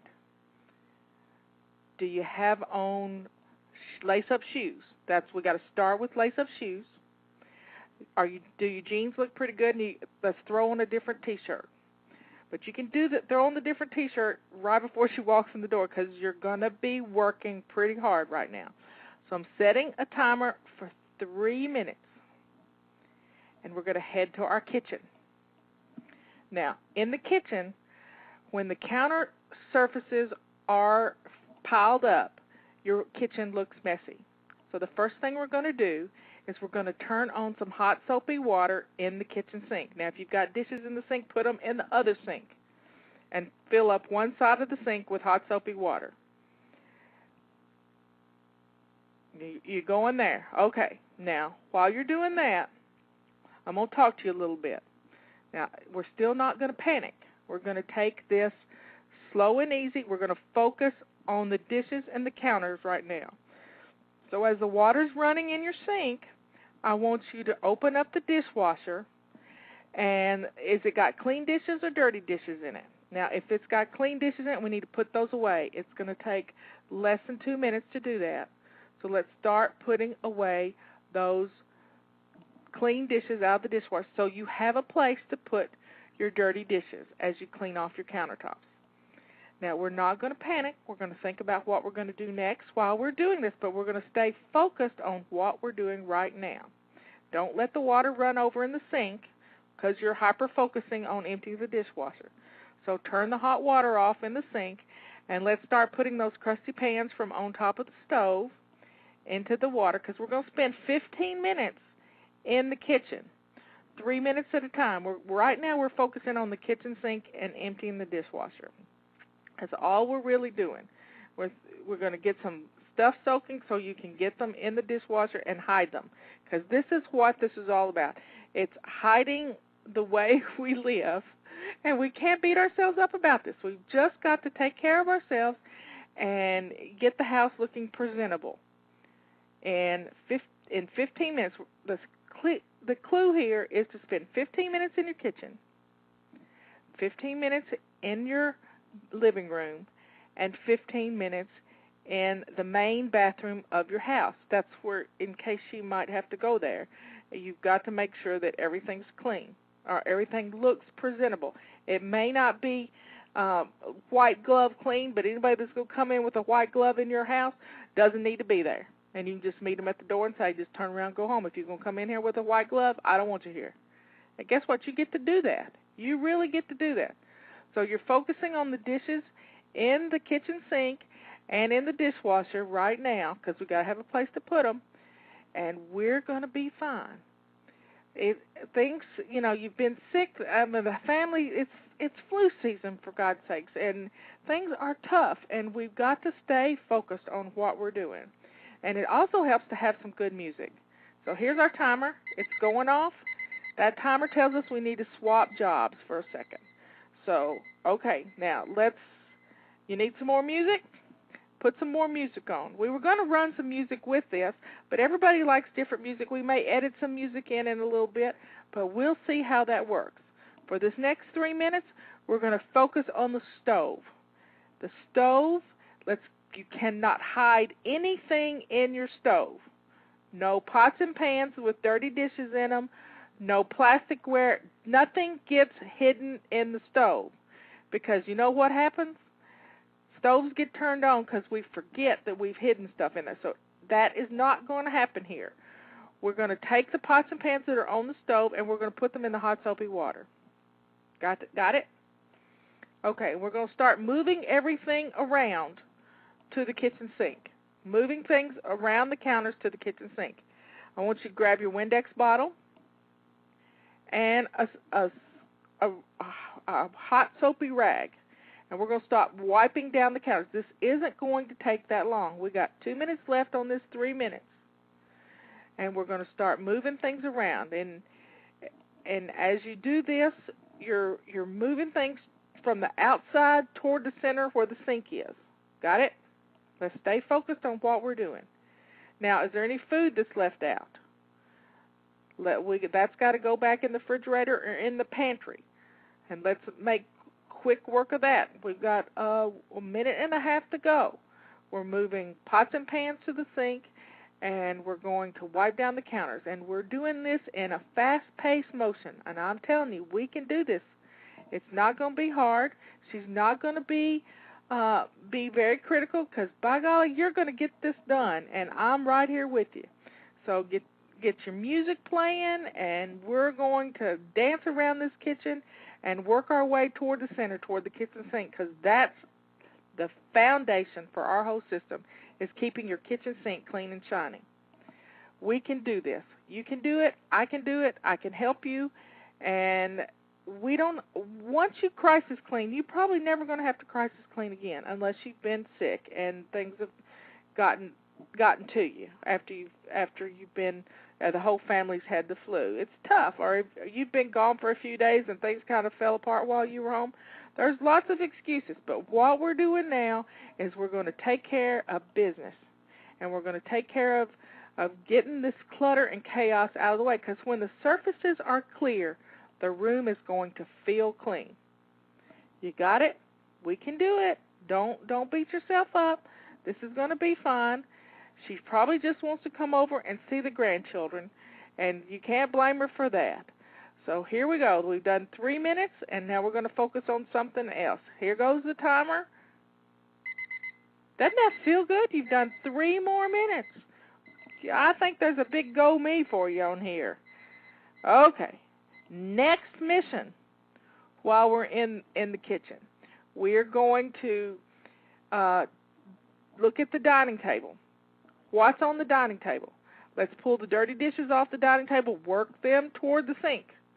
We got 3 minutes. We're going to clean everything off the dining table and put it in the kitchen sink and start loading the dishwasher with the dirty dishes. 15 minutes in the kitchen is a world of time, and you can accomplish this. 15 minutes. We've already done 2 3-minute sessions. We're on our third. So this is amazing what you're getting done, and it's starting to come together. Can you tell? All of a sudden, your kitchen is feeling clean, even though it's a disaster, and that's okay. It's getting better. It's progress, not perfection. We can get this done. Now, as you get the things off the kitchen table, look at what's on. Have you got a pretty bowl that you can just plop in the middle of the table? Maybe it's a pretty casserole dish, or it's a fruit bowl that you can set in the middle of the table, or candlesticks. Just put some centerpiece in the table, because when the table has a centerpiece, you're less likely to junk it up and to leave dishes on it. So we're going to get those. We're going to go back to the kitchen sink. We've moved everything off the kitchen table, and we're going to start washing through those dishes and putting them in the dishwasher. You know, if the crusty ones by now, we've had 6 minutes for them to soak, they ought to come pretty clean, pretty quick.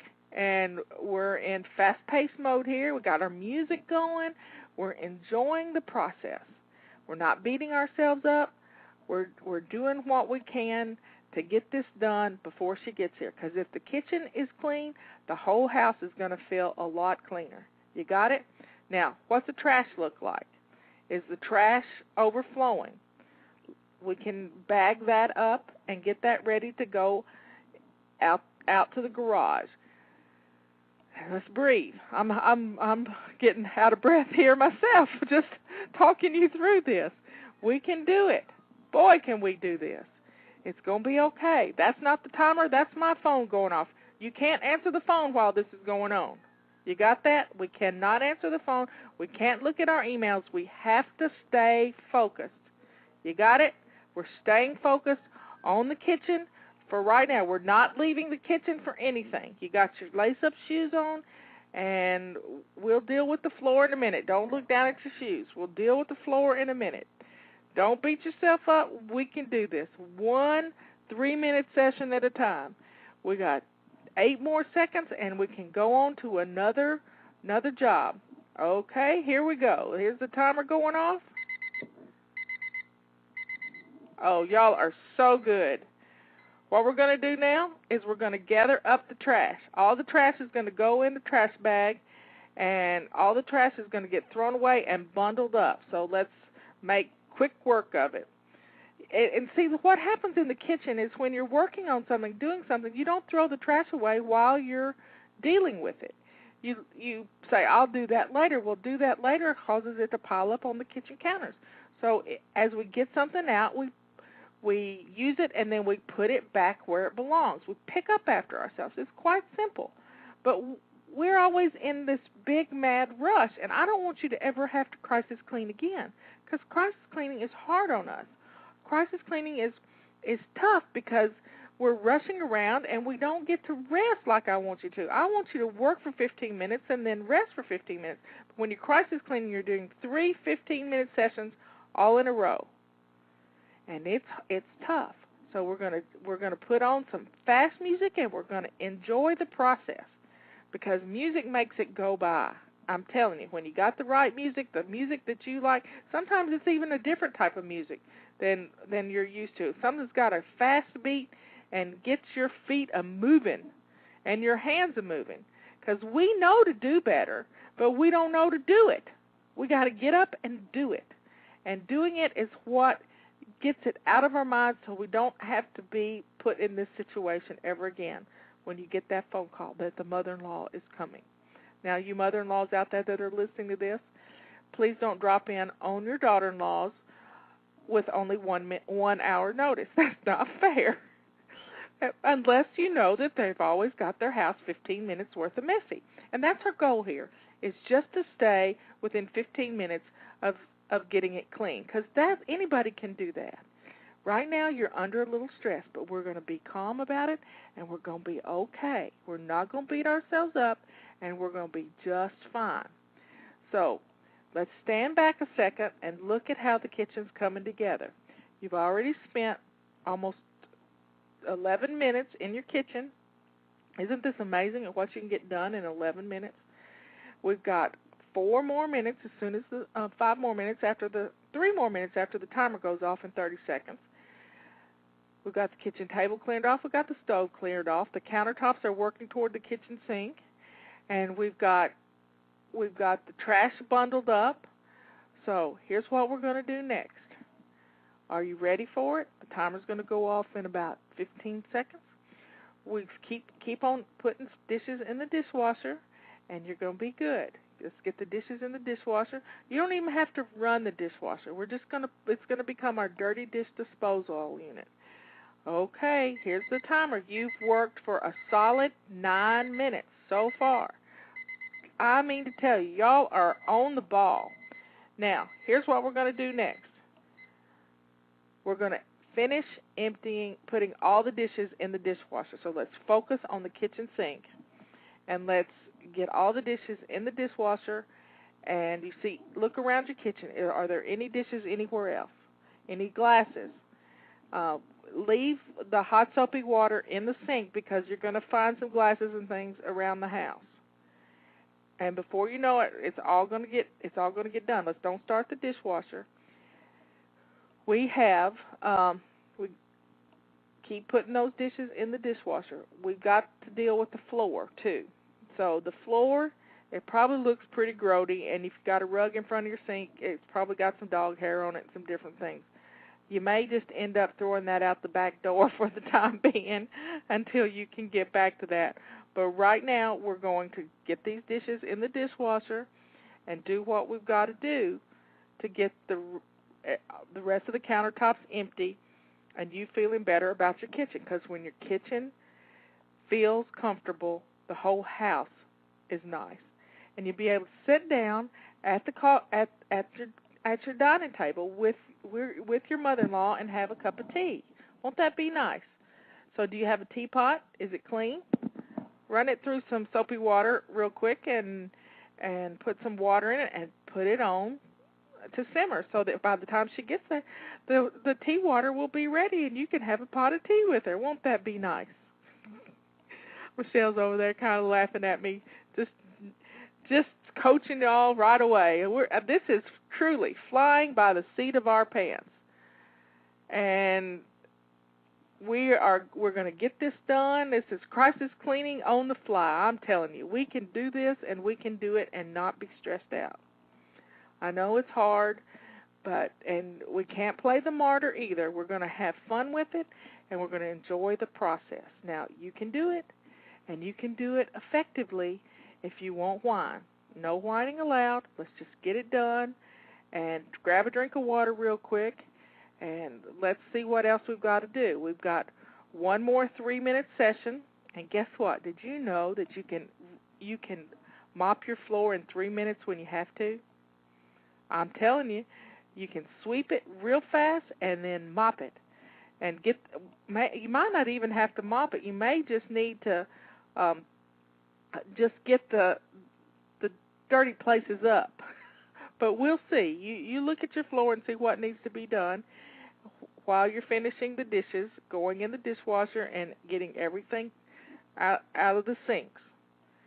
Now, let's breathe a little bit. Breathe in and breathe out. And there goes our timer. Okay, we got one more 3-minute session. And in that 3-minute session, we're going to put the trash out in the garage, and we're going to do the floors. Now, bag up the trash so you can have that out so you don't have to walk over your floor. And then let's get some hot soapy water. Well, let's sweep it first.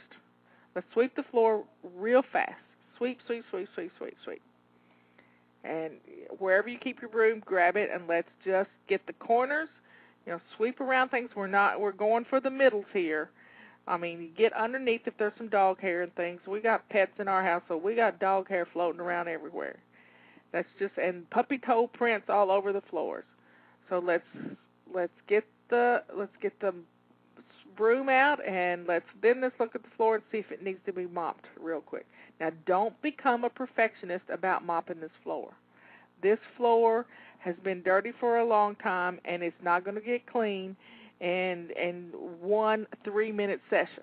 We're down to 2 minutes left in the kitchen, and then we're going to take a big, deep breath. But right now, we're going to get the floors clean so that they look halfway decent. They're not perfect, and I wouldn't eat off of them, but by golly, they'll pass inspection, and that's all that it counts. And if you have to, you take a towel and you fill it full of hot soapy water and put it on the floor. Pam and Peggy call this slipshod cleaning, and stand on it and then just walk around the floor real quick. I mean, grab a dirty towel and just do it. It makes it easy, because if the wet towel will get the most of it, and while you go into the living room to work, on the next 15 minutes, your floor dry and everything will be good. So we got 1 more minute to work on our floors. Those floors, every little mess. You know how to keep the messes from making the sticky messes in the floors? When you spill something, you grab a towel or a paper towel or a rag and you wipe it up and not let it sit there. I keep a bottle of Windex under every sink in my house, and when you have a spill, you just squirt some Windex on it, and by golly, it comes right up. Windex has just a little touch of ammonia in it. It's a great floor cleaner. I used to just clean my floors with water and ammonia, but Windex does a great job. And in a pinch, you spray it and wipe it. Spray it and wipe it. You can get the worst of the puppy toe prints up, and you got it clean.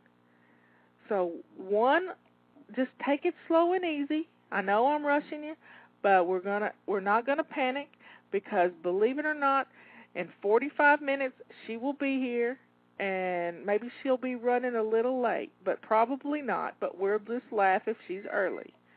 Okay, there goes our timer. Now, what I want you to do right this minute is take a big deep breath. And breathe in and breathe out. And we're going to go on to the next room. You got it? Kitchen looks pretty good, doesn't it? You spent 15 minutes in there. You can get it done in 15 minutes. You didn't know you could do that much in 15 minutes, did you? Okay, we're going to start our next session, and we're going into the living room. Now, the living room is pretty easy to keep clean. If you only had vertical surfaces in your living room would always look clean. But we have tables in our living room. We have coffee tables and end tables and units that have our TVs and things in it.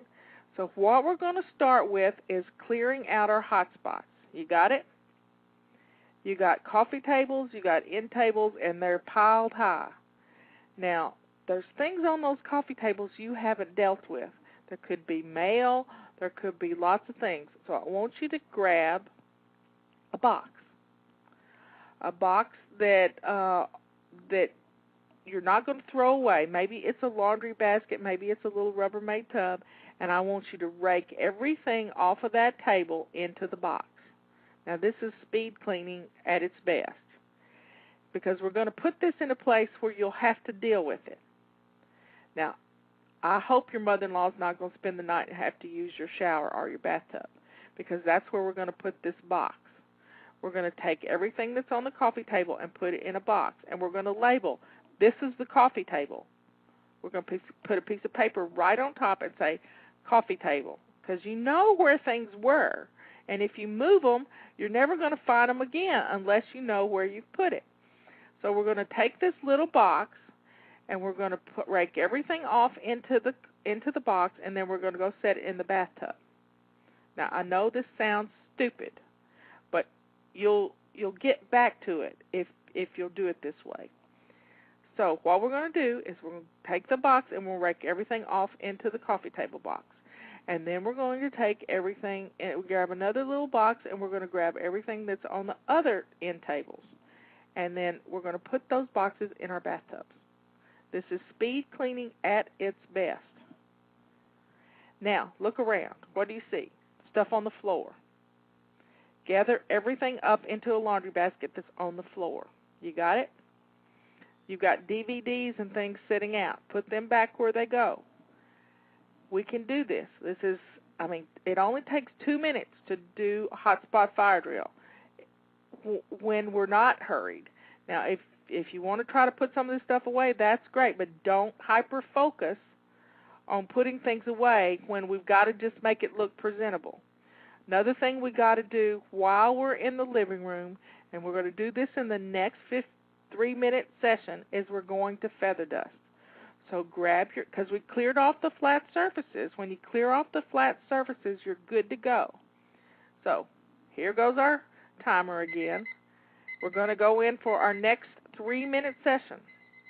Our next 3-minute session is going to be feather dusting. So grab your feather duster, and we're going to feather dust everything in the living room and in the front room of the house. When they first come in the house, that entranceway, we're going to feather dust all of that. And put everything, every flat surface has to be empty, because when the flat surfaces are clear, the house looks clean. Isn't it amazing how clean a house can look when every flat surface has been emptied? It's just, we allow our procrastination to cause our houses to look messy. So this is kind of funny when you think about it. The thought that we don't have time to do something makes this happen. So we're going to feather dust our living rooms and our front rooms, and before you know it, everything's going to start looking pretty good. Now, I'm not asking you to get out the furniture polish. We're not going to detail clean. We're just going to get the gray haze off the furniture. And we're going to put the magazines where they belong in the magazine rack. If you got too many, let's put them in a box for recycling. You got it? We're doing really well, and I forgot to set my timer that time, so I'm going to move it down to, let's see, we'll go to 2 minutes, because that was about a minute ago. Anyway, we've got, here we are in the living room, and we're on our second 3-minute session, and we're feather dusting. Now, the living room is already looking pretty good. You scraped off everything off of every flat surface, and now it's easier to feather dust. And we're putting the newspapers where they belong and the magazines, and wow, this room is going to be amazing when you get finished.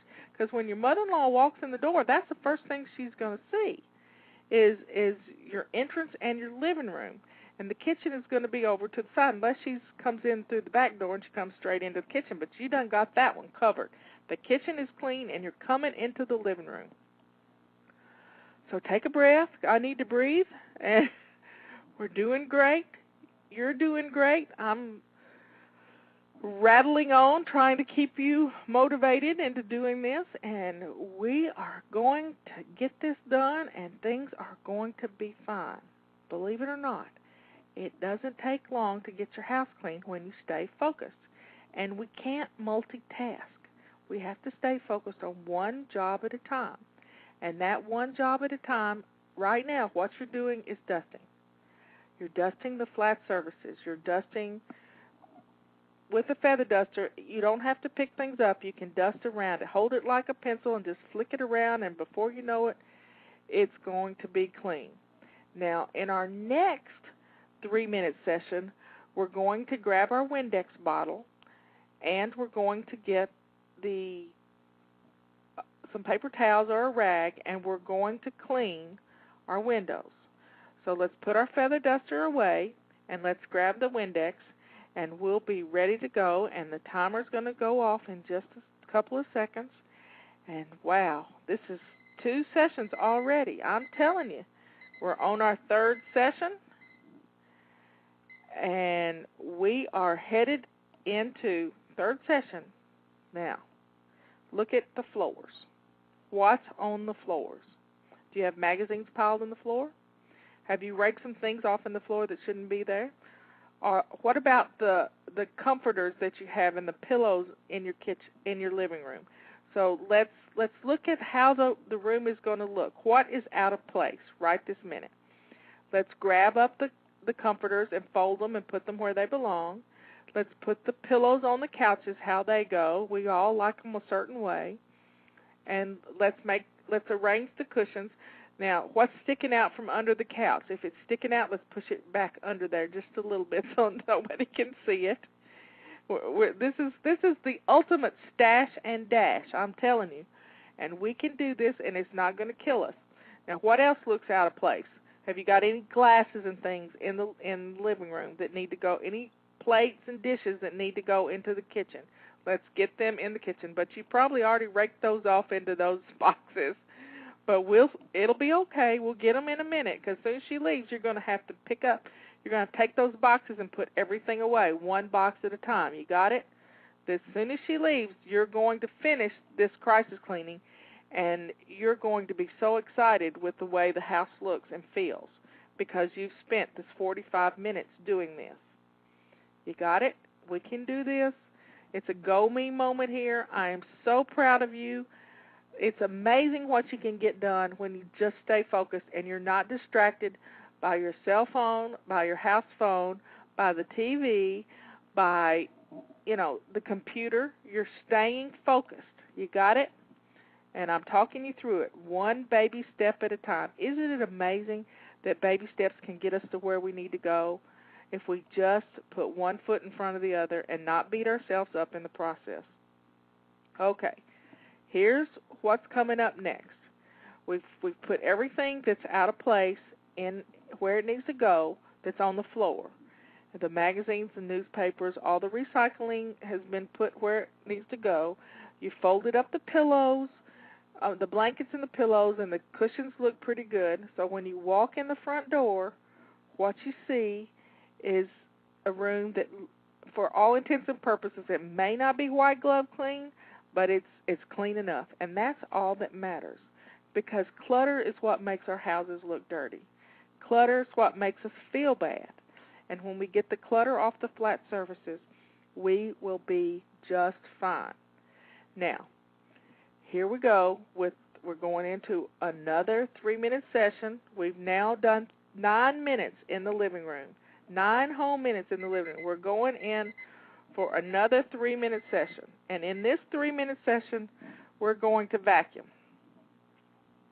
Or if you've got hardwood floors, you're going to Swiffer and dust mop and do what you got to do. You may have to get that wet towel and go over the floors to get the puppy toe prints if you've got hardwood floors. But what we're going to do is we're going to take this full 3 minutes and we're going to work on the floor. So grab your vacuum cleaner. We're just doing the middles. We're not moving any furniture. You're staying right with the middles. I hope you've got your headset on so you can still hear me as you're vacuuming, and we'll just keep going. I'm telling you, you're getting it done.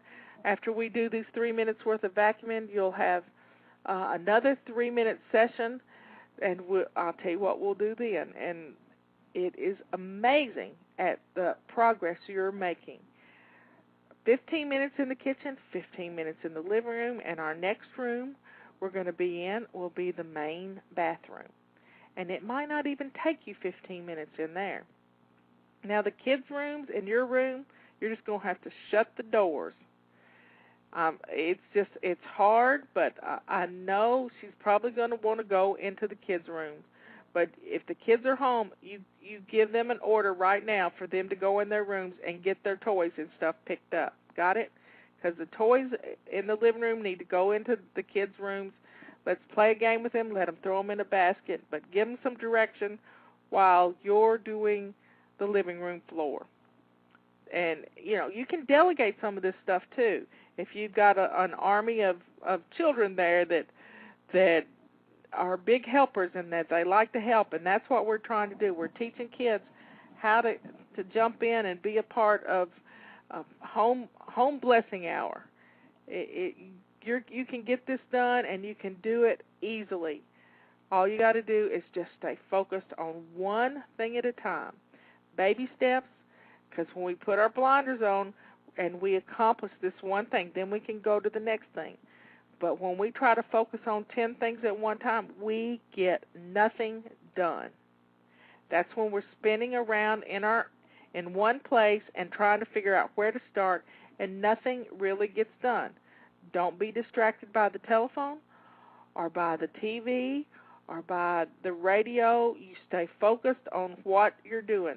The only thing you can do is if there is a tornado warning, you have to go to your basement. But right now, we're focusing on getting your home in order so when the doorbell rings and it's your mother-in-law, you're not going to be embarrassed. And we're never going to have to do this again. If you will start doing your routines, you are going to be able to handle. Oh, there's our timer again. You can stop your vacuuming now. You've gotten as much done as you can possibly get done, and it'll be fine. It's going to look okay, and here's what we're going to do for the next 3 minutes. We're going to take that Windex bottle we talked about in the last session, and we're going to do the front door. We're going to do the hand prints on the front door and the dog nose prints and the muddy paw prints, and we're going to get the front door and the back door cleaned. And if you've got sliding glass door, any mirrors, any glass that you have in your living room and your front entrance, that has to be cleaned. So it's what you see when you first come to the door, and if it looks good, then you're in good shape. So let's stay focused on getting those puppy toe prints. I'm looking at mine. It's raining outside, and we got muddy paw prints on our doors. But I'm not about to clean them right now because the dogs are going to go out again, and it's fixing to storm, and we're going to have mud for a few days. So why bother now? You can do this. We got another 2 minutes on this mission. Let's grab our Windex and let's do what we got to do to get our windows and doors clean. You don't have to do the windows unless it's a big picture window and it's got handprints on it. But if you've got side windows on your doors and you've got a mirror that's pretty dusty, you can throw the feather duster on the dusty mirror and not have to worry about washing it with the Windex. But the muddy prints on the doors and the handprints, they kind of need to be cleaned off, and it'll look much better. You'll feel better about it. You've got the magazines picked up. You've got the cushions put away. You've done so much already in 2 15-minute sessions, and the house is really looking good. I'm telling you, you are doing a great job, and I am so proud of you. I may be hoarse by the time this is over. I've never done anything quite like this, coach somebody through a 45-minute session of doing their, it's not a weekly home blessing hour, it's crisis cleaning 101. Now, when we do our weekly home blessing hour, we set the timer for 10 minutes, and we spend 10 minutes vacuuming the whole house. And yes, you can do it in 10 minutes if you won't get stuck in your perfectionism. I promise you, you can get a whole lot done. But right now, we're just doing 3 minutes. 3 minutes doing the dog nose prints off the front doors and the little hand prints and all the things that collect on the front doors. We're going to do them inside and out really fast. And before you know it, your house is already coming together, and you are so surprised that it can happen this quick.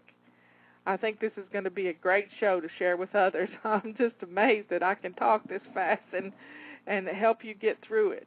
Here we go. This is the last 5 seconds. Okay. We finished the living room. Now I want you to breathe in and breathe out. Wow. Well, that feels good, doesn't it? You've gotten a lot accomplished. Now we're going to head into the bathroom. Now what do you see when you first walk in the bathroom door? Do you see dirty clothes on the floor? Have you got dirty clothes all over the place?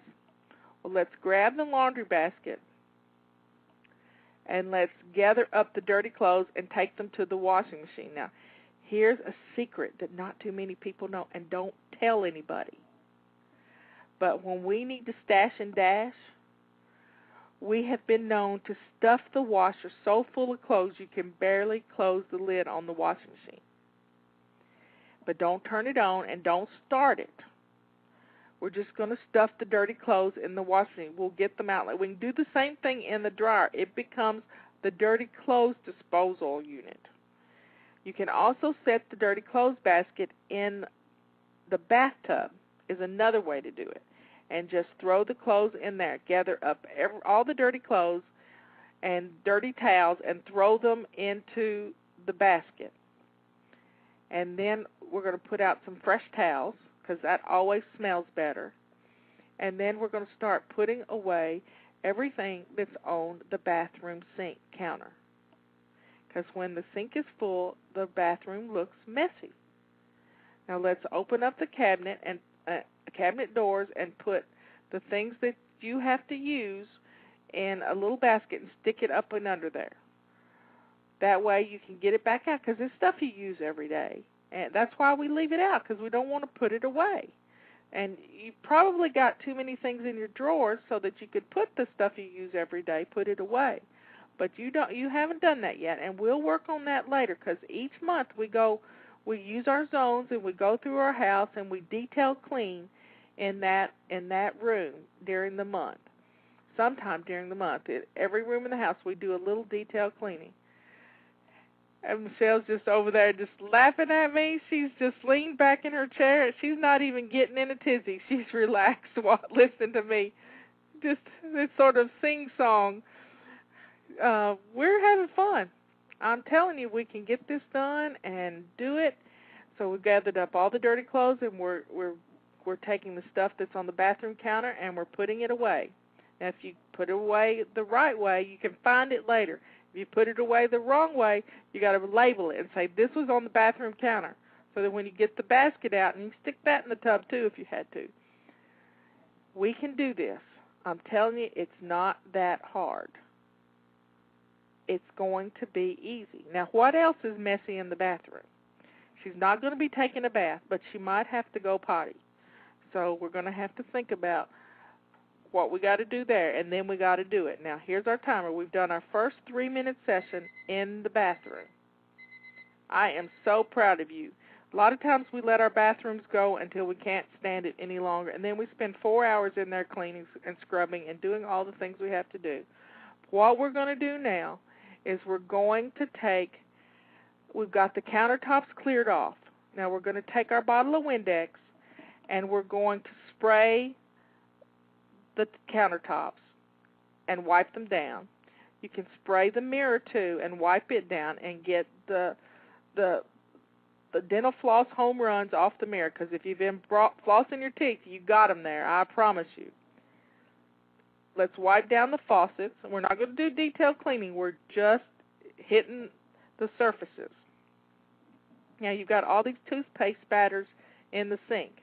Let's grab one of those dirty towels and just spray some Windex in there and wipe it out real good. You might have to scrub a little bit, because if it's been a while since you've done it and you're not doing your swish and swipe every day, then you're going to have to use a little elbow grease here to get those toothpaste spatters out of the sink.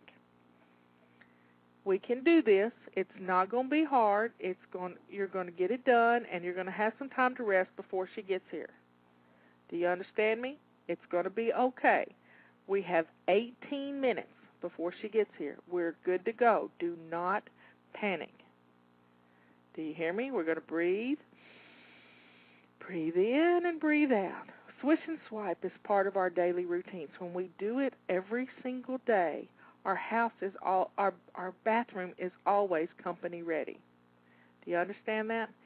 Now, I don't like to use strong cleaners in the bathroom. First off, I can't handle the smells, and they really make your lungs have a fit when you get these strong toxic cleaners. I suggest cleaning the toilet bowl with something as simple as old shampoo that we don't like, and we all have that in our bathroom cabinets.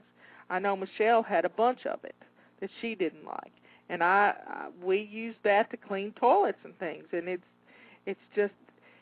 much easier. If it's safe enough for your hair and your skin, it's not going to be hard for you to breathe. So I keep a little crock in my bathroom with 1 part shampoo and 1 part water, and I keep the toilet bowl brush sticking in it. You know, all those vases that are underneath your kitchen sink that you've been holding on to for a while, they make a great thing to put the toilet bowl brush in.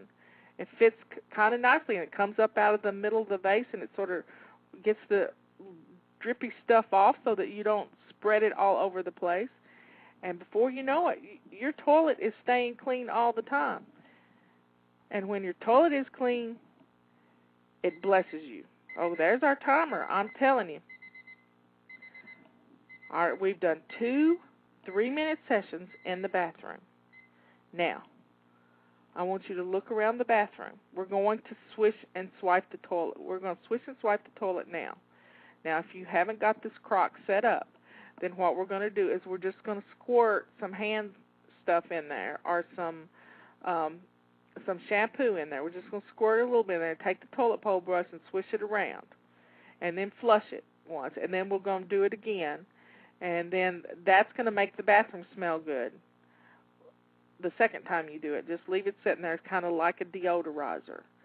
And then we're going to look at the bathroom floor. Now, if you have little boys in the house, the area around the toilet is pretty rough. I want you to get your bottle of Windex. And I want you to spray the area around the toilet. I want you to get some paper towels or a dirty towel, and I want you to wipe this dried up pee-pee up, and let's get it cleaned up, because that makes your bathroom smell bad. And we're going to spend the rest of our time, a minute and a half, doing this, because this will make your bathroom smell so much better if you can get this cleaned up.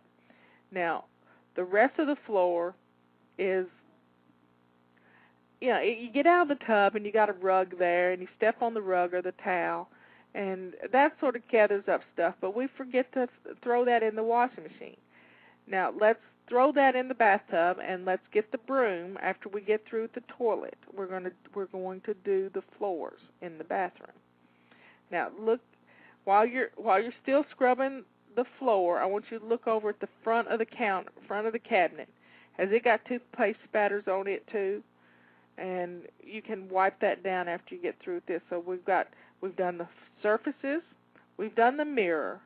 Now we're doing swish and swipe. And what we're going to do next is we're going to do the rest of the floor, not just the floor around the toilet. And we can do it. I mean, y'all are doing such a great job. I am so proud of you. This is going to be fun. You're almost through. We have 2 more 3-minute sessions, and I think we'll be through in the bathroom. I'm telling you, it is just amazing. I can't think of anything else we need to do in the bathroom besides put out some fresh towels. You've just about covered it all. And we've got keep wiping down that toilet, and we're going to swish and swipe, wipe down the toilet seat, and don't forget to lift up the toilet seat and wipe down the back of the toilet seat and the rim of the toilet, because if she brings Granddaddy with her too, he may have to lift the toilet seat up, and there's always surprises under there. Okay, we're going for another 3-minute session, and this time we're going to work on the rest of the floor. So get your broom, and I want you to sweep. Now, I don't have any carpet in my bathroom because it's always moist in there, so I don't like carpet in the bathroom. But so let's sweep the floor, and let's see what it looks like. Now, it's a small floor. It's not like it's the middle of the kitchen. So you can take a wet towel, one of the dirty towels, and you can wet it down, and you can spray some Windex on the floor, and you can wipe this floor up really quick. It doesn't take long to clean a bathroom floor. You've been doing Windex around the bottom of the toilet, and it looks pretty good, doesn't it? That stuff will cut anything. So spray a little Windex on the floor, or put some shampoo on that towel, and just put it down on the floor and put your feet on top of it and skate around the bathroom floor. And before you know it, it's going to be clean as a whistle. Now, it won't be clean enough to eat off of, but it'll look clean, and it'll be clean, and you will have so much fun with this. It's just amazing what you can get done when you stay focused. Here we are. We've got 12 minutes remaining before she gets here, and we're almost through in the bathroom. In fact, I think we're pretty much through. You've got the dirty clothes picked up and thrown in the shower or in the washing machine. You've got the new clean towels put out. They always smell good and fresh. You're good to go. I'm telling you, if you've got a candle you like to burn in the bathroom, open it up if it's a scented candle, and just let the scent make the bathroom smell good. You have the mirrors cleaned. Everything's put away. It looks good. And if the flat surfaces are clear, you're good to go. and you won't mind anybody walking in your bathroom for any reason. You be able to let them go and not be embarrassed. I am so proud of you. This bathroom is clean. We have 11 minutes remaining before the doorbell is going to ring, and here's what we're going to do next. I'm telling you, you have got this done. I want you to grab your water bottle, because I hope you've been drinking water, even though I haven't been reminding you to drink your water. I want you to grab your water bottle, and I want you to go sit down. Don't scream at me and say, I don't have time. You do have time, and that's what we're going to do right this minute. We're going to go sit down. Do you hear me? We're going to take 2 minutes and just breathe in and breathe out. We're going to enjoy just pulling ourselves together and thinking about, okay, she's going to be here in a little bit. I can't look exhausted. Okay, that was our timer for our last 3 minutes. Here's what I want you to do. We're going to take, with our feet up and our water in hand, we're just going to relax for a little bit. It's not going to hurt you to sit down and rest, because you have been working at super fly speed. I'm telling you, you've been going nonstop for the last 50 minutes. You can do this.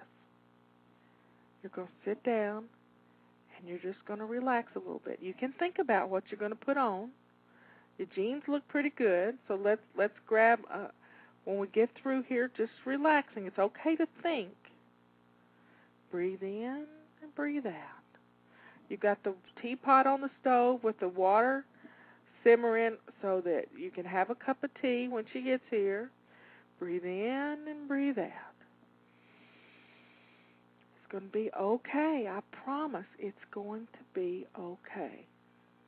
Now, I want you to go change your shirt, because I know you've gotten messy doing this, because you've been splashing some water in a lot of places, and you've been down on your hands and knees. But if you need to change your pants, you can change your pants. But you got your lace-up shoes on. I'm telling you, you have done a great job. And I want you to go pour you a cup of tea, and I want you to sit down and wait for her to get there. And you will be just fine. You have done such a great job at getting your house crisis cleaned. Now, we don't like to do this often, but occasionally it has to be done, because we get sidetracked and we forget to do our routines, but we're not going to beat ourselves up about it. We get to do this one baby step at a time, and before you know it, the house is back in shape. And you feel good about it instead of beating yourself up. You got this much done. I am just amazed at what you've accomplished.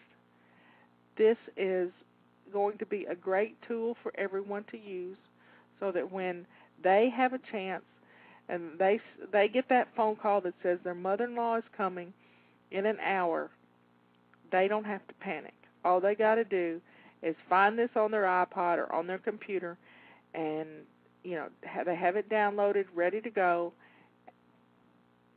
and you've always got somebody coaching you through it. What a great tool for you to utilize, but we don't have to use it very often when we establish our routines. Go to the website, flylady.net, and you can take care of these things. I am so proud of you for getting the crisis cleaning done, one baby step at a time. You can do this. You got 7 minutes to get relaxed. I want you to take the next 7 minutes and just enjoy yourself. It's been good helping you through this. I love y'all. See you later. Bye.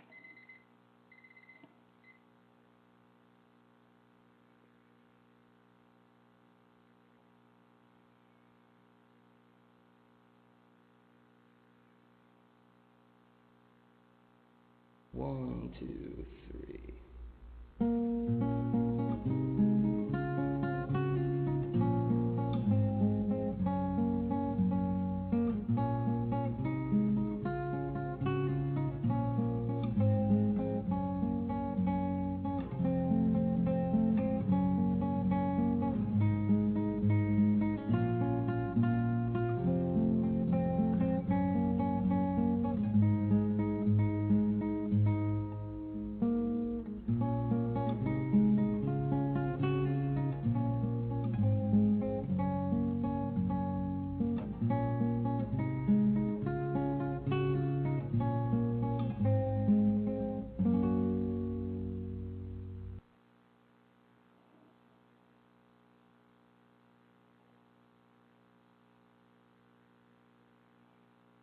1, 2, 3.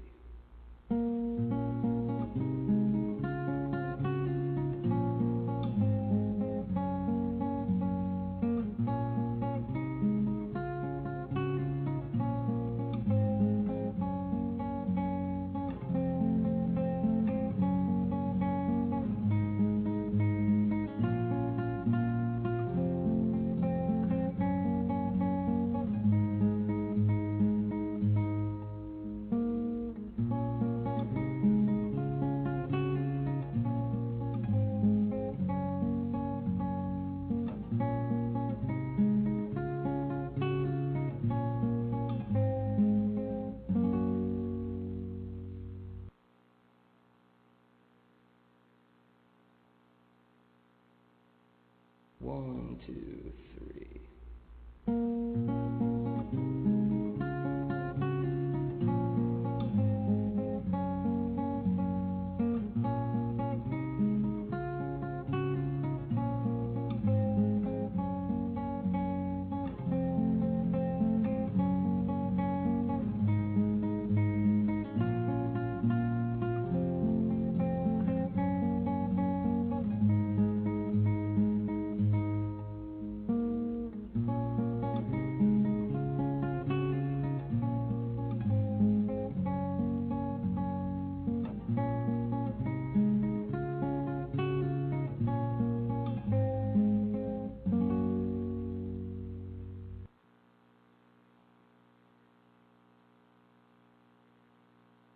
One, two, three.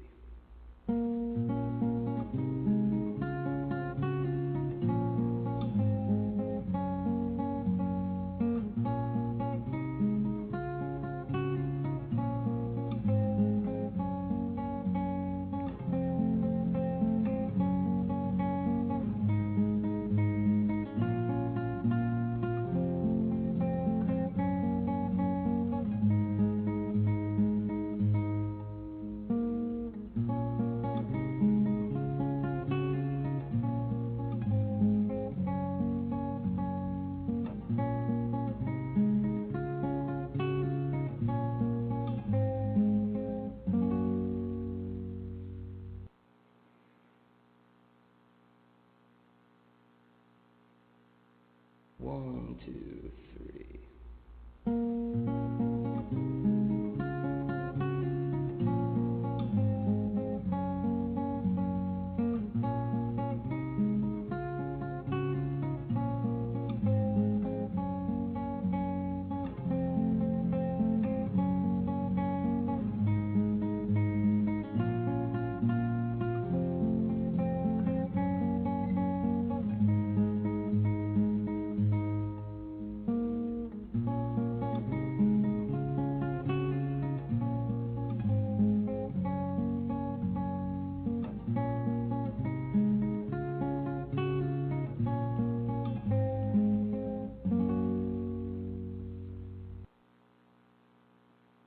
One, two, three.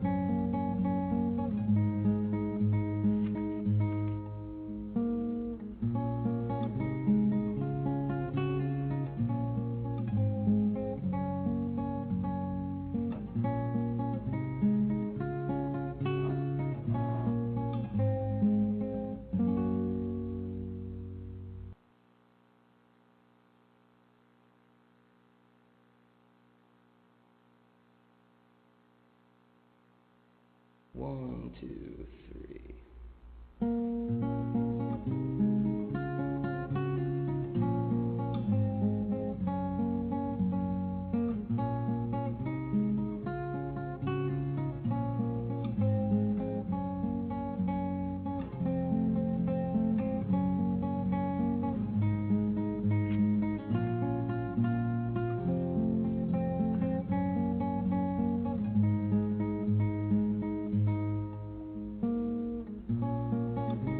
Blog Talk Radio.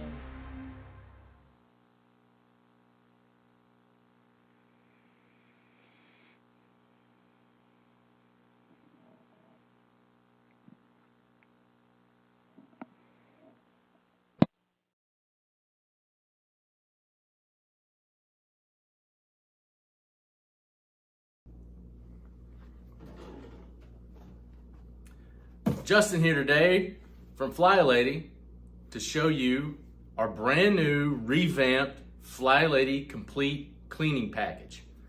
In this package, we've got some of the same standard great Fly Lady home tools that we've had in this package from the beginning, but we've added a brand new tool, and I think you guys might like it.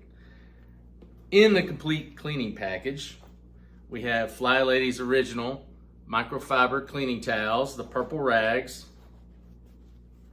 You get 3 of these in the package and the bag that it comes in. You also get Fly Lady's I'm Flying 2024 family calendar. You also get Fly Lady's original Rubba Scrubba cleaning brush, great for any scrubbing job that you might have around your home or cars. You also get Fly Lady's original toilet brush, we like to call the Rubba Swisher, and its vase holder that goes with it. We also have in this package the Fly Lady handle that goes with the Fly Lady Big Mop, and also the Chenille Mop Cloth XL that goes with the Fly Lady Big Mop. Great for dry floor dusting, and it just pops right on the head. These little clamps. And as you can see, it has these chenille fingers, which is great for dry floor dusting. You can also wet mop with this. It's also great. You can also use the original cloth right here on the Fly Lady Big Mop for wet mopping as well. It also comes with the Fly Lady multi-wand that attaches to the Fly Lady handle. The cool thing about the Fly Lady handle is you get one handle, 3 tools that will go onto this handle. The multi-wand, the Big Mop, and also what's coming up next, the Rubba Sweeper. This handle extends so you can use the multi-wand to dust places up high, top of cabinets, under stove tops, and you can also do ceilings, corners, and anything like that.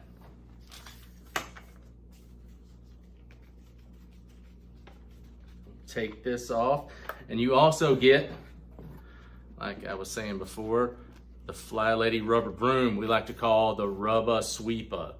It's got these rubber bristles and a squeegee edge as well. You can sweep up anything, the smallest particles to the biggest particles. You can sweep your floors with this. You can also scrub a vehicle with this. You can do all types of scrubbing and sweeping with this great tool. And last but not least, of these 11 items that you get in the Fly Lady Complete Cleaning Package, we have added the Fly Lady Kitchen Scrubber. You get 5 of these really neat microfiber kitchen scrubbing sponges. On one side, you can see there is a smooth microfiber surface, and on the other side, there is a more tougher scrubbing microfiber surface. Great for washing dishes, scrubbing pots and pans, washing your car, scrubbing tires on a car, you name it. These are great tools. This entire package sells for $188.50. and we have it now on sale for $89.95. Go to the Fly Shop at flylady.net. Order this package. It will change and complete your Fly Lady home cleaning method and routine at your home. Go to flylady.net and find out more.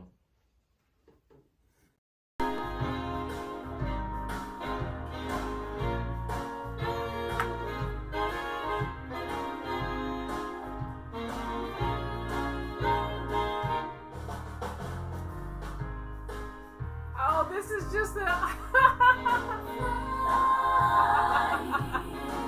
Oh my. This is the one we can sing to.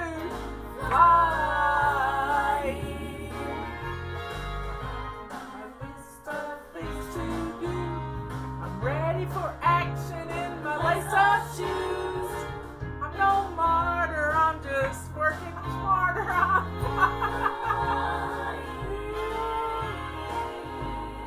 Oh, that's funny. I didn't know I had those on here. That's cute. My voice isn't cute, but anyway. I'll be glad when my hair can really stay behind my ears without me spraying it to high heaven. Oh yeah, I had to run and get, thank goodness the mic wasn't on. I forgot my remote control and I had to go get my remote control. And because yesterday I noticed it had some little white crud back here. And Robert worked on it for me because one of the batteries had corroded. So he fixed it.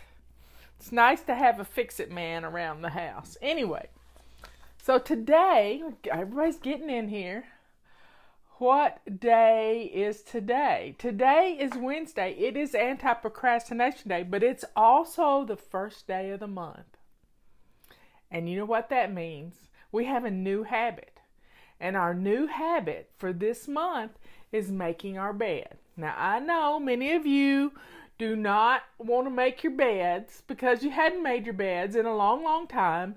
And you think, why bother? I'm just going to get back in it. Well, let me tell you, when you start making your bed, you're going to be blown away about how good your bedroom looks. And your bedroom should be the cleanest room in the house.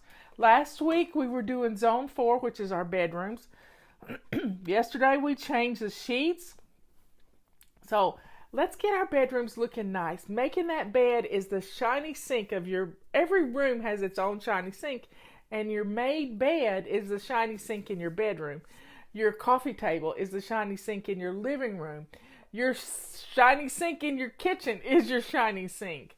So every room has its own little shiny sink, and when you take care of those things, everything is going to look wonderful.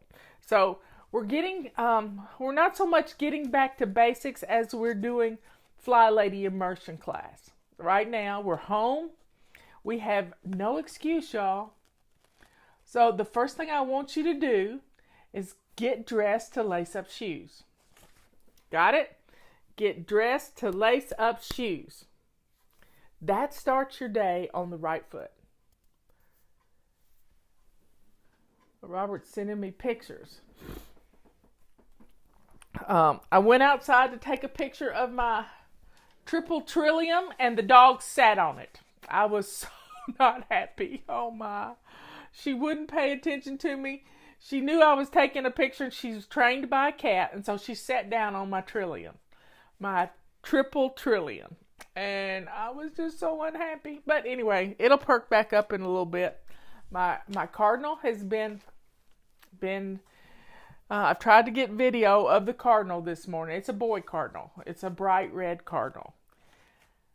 But let's talk about, right now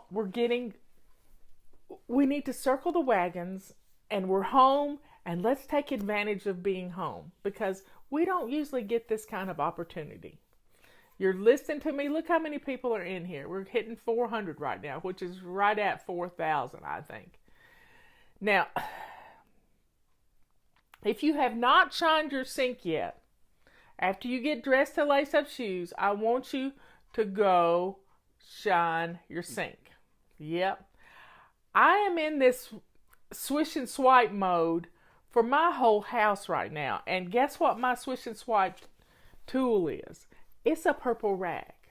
I use a purple rag in my hot soapy water in my dishwater. And I am wiping down everything. I'm wiping down everything from my kitchen counters to my stove, my microwave, my stove knobs. All of everything's getting a Swish and Swipe. Big time. And then I'm cleaning off hot spots, and I'm swishing and swiping the hot spots with a rag. Because dust settles and all kinds of... I use my feather duster all the time, but sometimes you just need to get right into it. But keeping things wiped down, Justin did a video on how to sanitize your kitchen with purple rags, pink rags, silver rags, whatever you got. Sorry, y'all. I have a funny story to tell you. I'm going to get sidetracked here. Yesterday, I got a text message from my dentist office.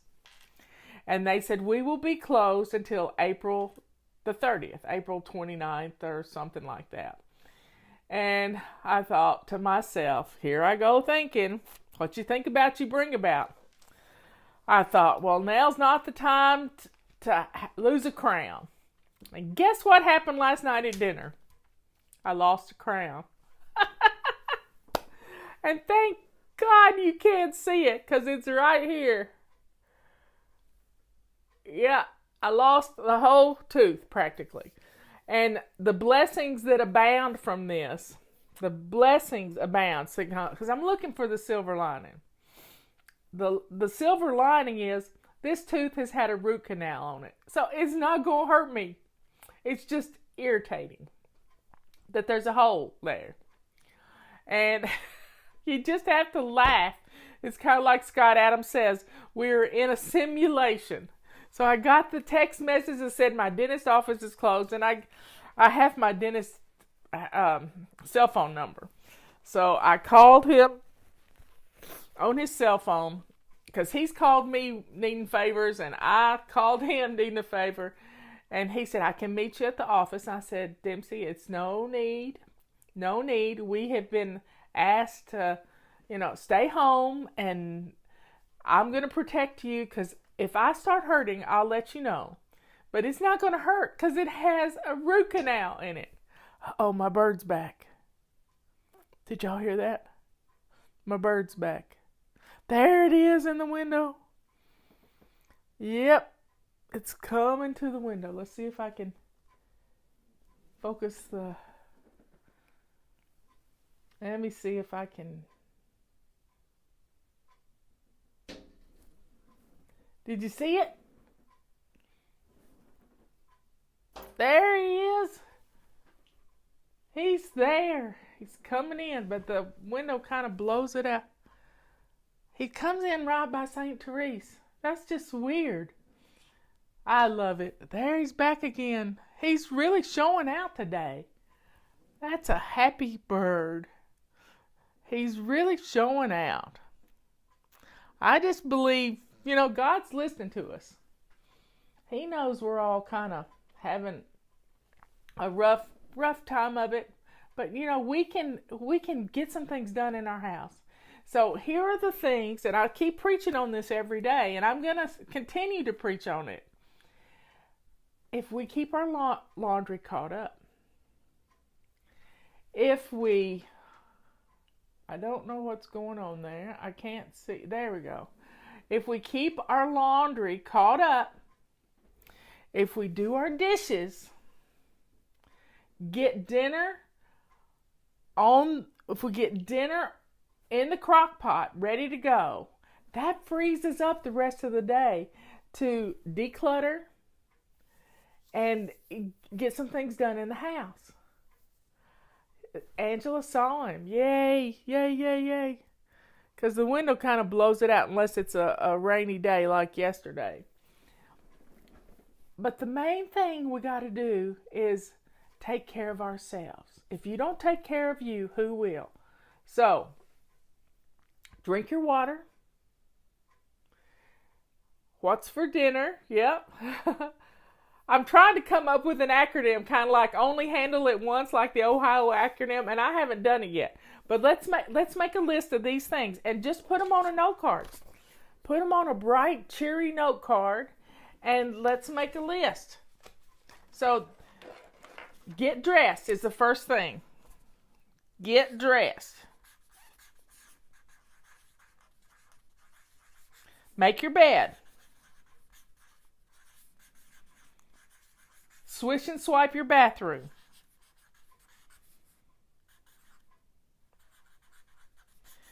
What's the next thing? Laundry. A load of laundry. Okay. Empty dishwasher.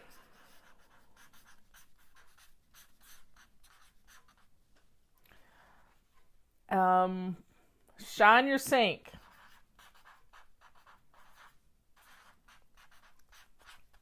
And I keep a sink full of hot soapy water going all day long at this time that we need to keep everything sanitized.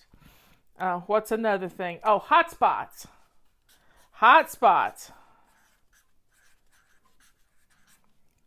So there you have 1, 2, 3, 4, 5, 6. That's 7 things. This is like a daily weekly home blessing. 7 things. Get up and get dressed. Make your bed. Swish and swipe your bathroom. Bam. That part of the house is done. Grab a load of laundry. Put it in the washing machine. Empty your dishwasher. Get something in the crock pot for dinner. And shine your sink while you're in the kitchen. And then put out the hot spots. You know where those hot spots are. Your dining table, your island, your coffee table in your living room. See? If we'll do these 7 things every day, your house is going to be wonderful. Absolutely wonderful. So let's get these things done. So what's for dinner at your house? What's for dinner at your house? Knowing what's for dinner is going to make your day wonderful, because you're going to feel at ease.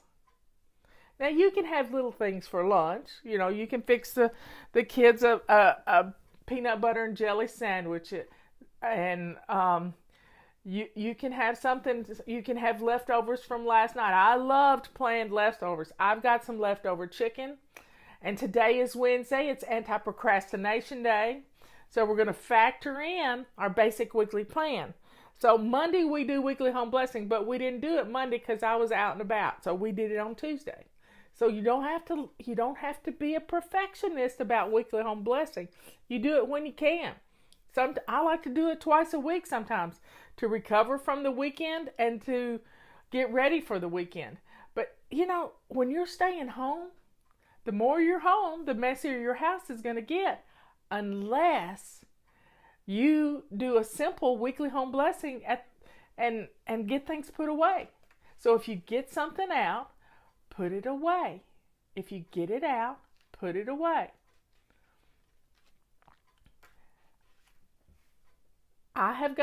We've done inventory of our food in the house, and we're good to go.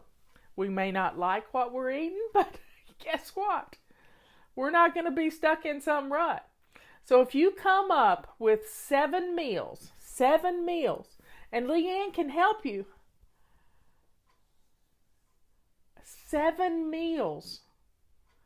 And she's got her dinner answers for $7 for a month. $7 a month.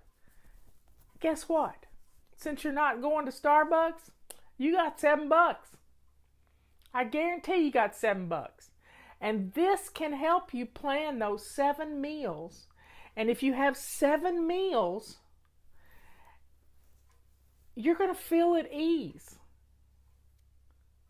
Yeah, you're going to feel good about what you're cooking. And that's just what you have to do every week, these same 7 meals.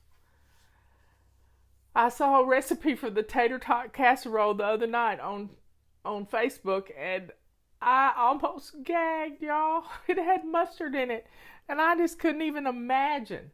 Couldn't even imagine. But anyway, I digress. But we have potatoes. We have onions. Leanne said, Marla, I'm getting low of onions. And I said, I got 2.5 bags of onions, Leanne. You can come and get some onions. And she'll keep her distance, and we're going to share. We miss each other. We always had dinner together every Wednesday night. We miss each other. So we spent an hour on the phone yesterday while we cooked dinner. And she made lasagna and I made carbonara. And we don't eat pasta. So, here's the deal. If you want to make a tater tot casserole, grate up your own potatoes. Don't use tater tots. Use your own potatoes. Yeah. So Leanne's needing onions. I got onions, and we're going to keep our social distancing. We'll be fine. We won't be hugging each other, and it'll be fine. It'll be just fine. Yep, she misses me too. So if we can get dinner going and dress to lace up shoes, not jammy mode. Nope.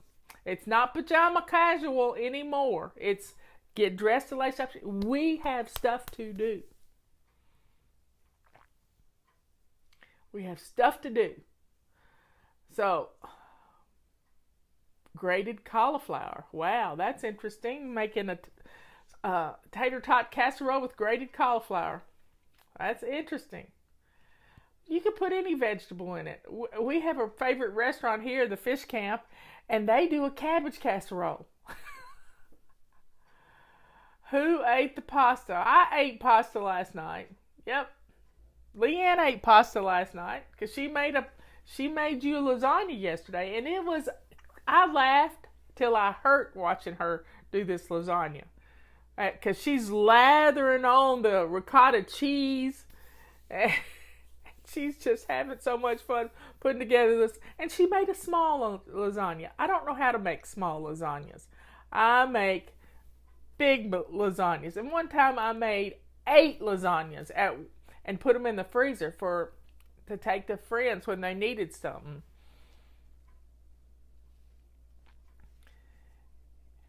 So folks, we can get this done. Get dinner on the table, get our laundry going, get the machines going. Leanne calls them indentured servants. Get the machines going. A lot of you have bread machines. Get them going. Get them going. Empty your dishwasher. If you've got dishes, if your kitchen is a mess, start running your dishwasher. Start running your dishwasher. And you're going to be blown away about how good your kitchen's going to look and smell and get things going. Now, I have made lasagnas with Italian sausage instead of hamburger sauce. Hamburger spaghetti sauce. But the main thing you got to do is get going. Here it is noon, almost noon on the East Coast, and it's time to start thinking about dinner. So get your dishes done, get your laundry going, and keep this going every day. If you do your dishes and your laundry and clear out your hot spots, your house is going to be fine. It's going to look great. And then you have time to play and help educate your children because they're having to do homework. They're not playing. They're not on vacation, and you're not on vacation. You have a job to do. You got the most important job in the world, and that's to educate your little children. If you're retired and you don't have any children at home, your job is to get your home ready for this to be over with. So we can have a party. Let's plan for a party. Let's plan for a party. We can get through this, and we can get through it and have some fun. And I got to thinking yesterday, I know what the problem is. I know what the problem. I got lots of cabbage too, Leanne. I don't need any more cabbage. I got 2 heads. Because I'm going to make some stir-fried cabbage with bacon. But I got to thinking about I got to thinking about what the problem is. And it's because we live in a just-in-time inventory world. Everything from your home to your favorite business to your state, your county, all of it is a just-in-time inventory. So here's how it works. Here's how it works. With a just-in-time inventory, you only have enough stuff in the house to get you through the week or through a month. But many years ago, I adopted a philosophy that I would keep on hand 2 items of the things that are in my perpetual pantry. Now, Leanne can talk to you about your perpetual pantry. But in 2000, I decided I would always have enough on hand. I would have for two items. So when I used one item, that would go on the grocery list. And when I would use the oldest one in my pantry, and then first in, first out, that's the rule. But when we live in a just-in-time inventory, we don't have backups. We don't have backups. So when there is a problem with the supply chain, which has been the problem with our supply chain, when 2 big ships from China get turned around with all of our protection devices for our hospitals, and they go back to China to save them from this virus, you know what? We're stuck. So we've got to build our own supply chain within the boundaries of our country. And if you're in another country, then you got to build them in your country too. We've got to make the things we use. Thank goodness we make toilet paper here, because we have reserves of national forests. That's why we have national forests. Did you know that toilet paper comes from trees? Yes, it does. It comes from trees. It's a byproduct of the lumber industry. The chips. Guess who used to be in the lumber industry? Yep, I ran a sawmill, and we sold trailer truckloads of wood chips to make toilet paper. So we make toilet paper in this country. That's a wonderful thing. We're not going to run out of toilet paper because trees are a renewable resource. Yes, they are. I have a forest, 10 acres of forest. We can heat our home if we have to with the trees.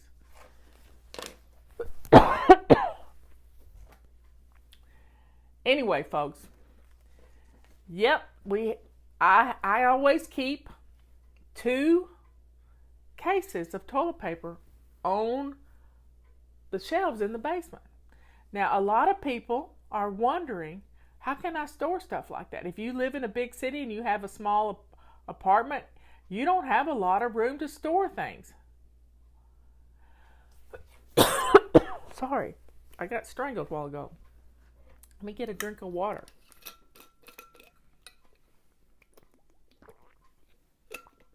Okay. So, yeah, I've done a lot of things. I worked in a furniture store. I did their books, but I also cleaned air conditioners and fixed vacuum cleaners. I've done a lot of things, but everything I've ever done has prepared me for this moment in time, for such a time as this. Yep, I used that quote this morning. It's from the Bible. I don't know where it comes from. Somebody can tell me. For such a time as this. I think it's Esther something. I've done a lot of things, and I've been good at a lot of things. As Scott Adams says, I have this talent stack. I kept books. That's what I went to school for. In fact, it was my bookkeeper that recommended me for the job that I got with her dad. Yep. I kept books. I worked on things because I like to tinker. What else did I do? When I moved to North Carolina, I used to teach fly fishing. That's how I got my nickname. I used to teach fly fishing. But before that, I ran a sawmill. When my boss died, we closed down his company, and I went to work the next day for this sawmill. Yep. I went to work for this sawmill, and there was 40 men working there. I kept the books. I was also the manager. I did a lot of things. And we made pallets for businesses to ship products on. And then when I moved to North Carolina, I worked at Kmart. It wasn't the greatest job, but I needed a job, and I was a geek back then too. So I liked electronics, and I worked in the electronics part of the Kmart store, and had to deal with a bad person who was my manager, and he was hateful, and he took great opportunity to belittle me because I wasn't a little person. He liked the little skinny girls, but he didn't like the big girls. So, and then I went to work at Earthshine Mountain Lodge, helping teach kids about nature and hiking and the outdoors. Right up my alley. And then I met Robert, and I started volunteering at our Republican headquarters. And then I realized that our county commissioner was going to get elected to the North Carolina House of Representatives. I said, honey, I think I want to put my name in for that. So Robert ran the campaign for me, told me what to do, and I got nominated to replace her because of toilet paper, y'all. Because of toilet paper. Our congressman's wife was one of our precinct chairs, and she said, well, what do you think about the lumber industry? They had a lot of trees, and they harvest a lot of trees. And I said, well, I think every tree hugger should go without toilet paper for a month. And she just died laughing.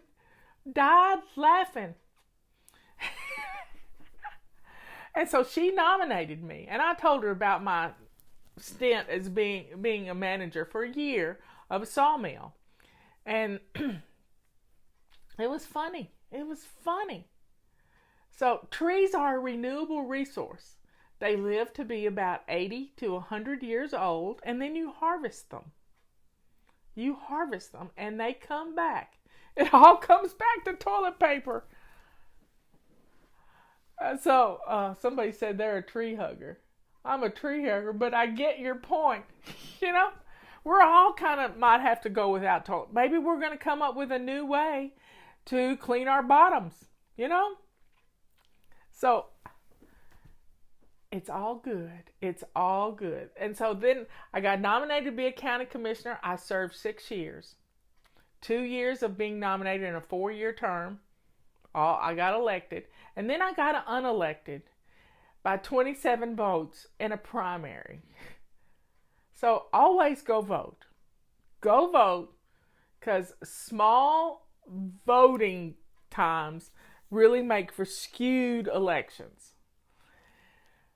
And so I was a county commissioner, and Fly Lady started while I was a county commissioner. It started because I was a county commissioner.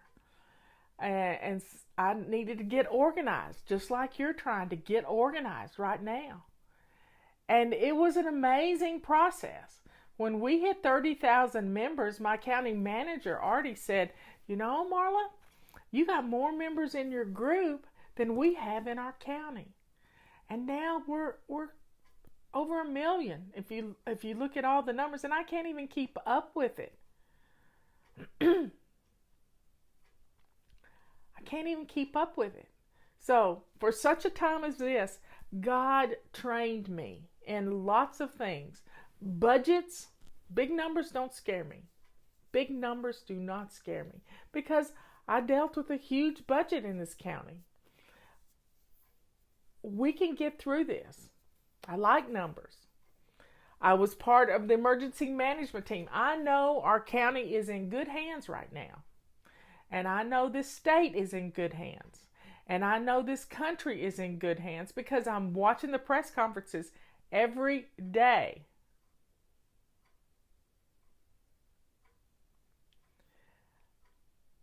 We can do this, folks. We can get through this, and we're all honing our skills. Now, if we can get rid of the clutter in our house, we're going to have storage spaces. Yeah. Let's get rid of those coats that we don't wear anymore and make some space in our closet, our coat closets. Leanne and I were talking about this yesterday. I used to can. I've grown a garden. What is a commissioner? Each county has people who govern. They're the executive board for the county.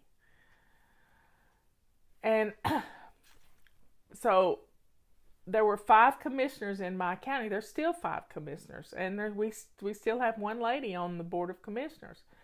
But I served 6 years, and I did my time for my community. I did it because my house was in order. Yeah, my house was in order. And it was because I was going to be a commissioner that I got my house in order, because I didn't want anybody to find out my dirty little secret that I couldn't keep house. But now I can keep house because I do these things. I get dressed to lace up shoes every day. I make my bed. I swish and swipe my bathroom. I do a load of laundry every day. I empty the dishwasher every day. I shine my sink and fill it with hot soapy water and wipe down things right now. And I clear off hot spots. This is what makes my house work. It's 7 things, y'all. 7 things. You can do one every hour. And your house is going to look good. Your home. You have no excuse right now. So turn off the TV. Turn off the Netflix. Turn off your phone if you have to. But let's get these things done and then use the TV and Netflix as a reward for getting these things done. If you've got children at home, you got to get them going with their lessons. Yep.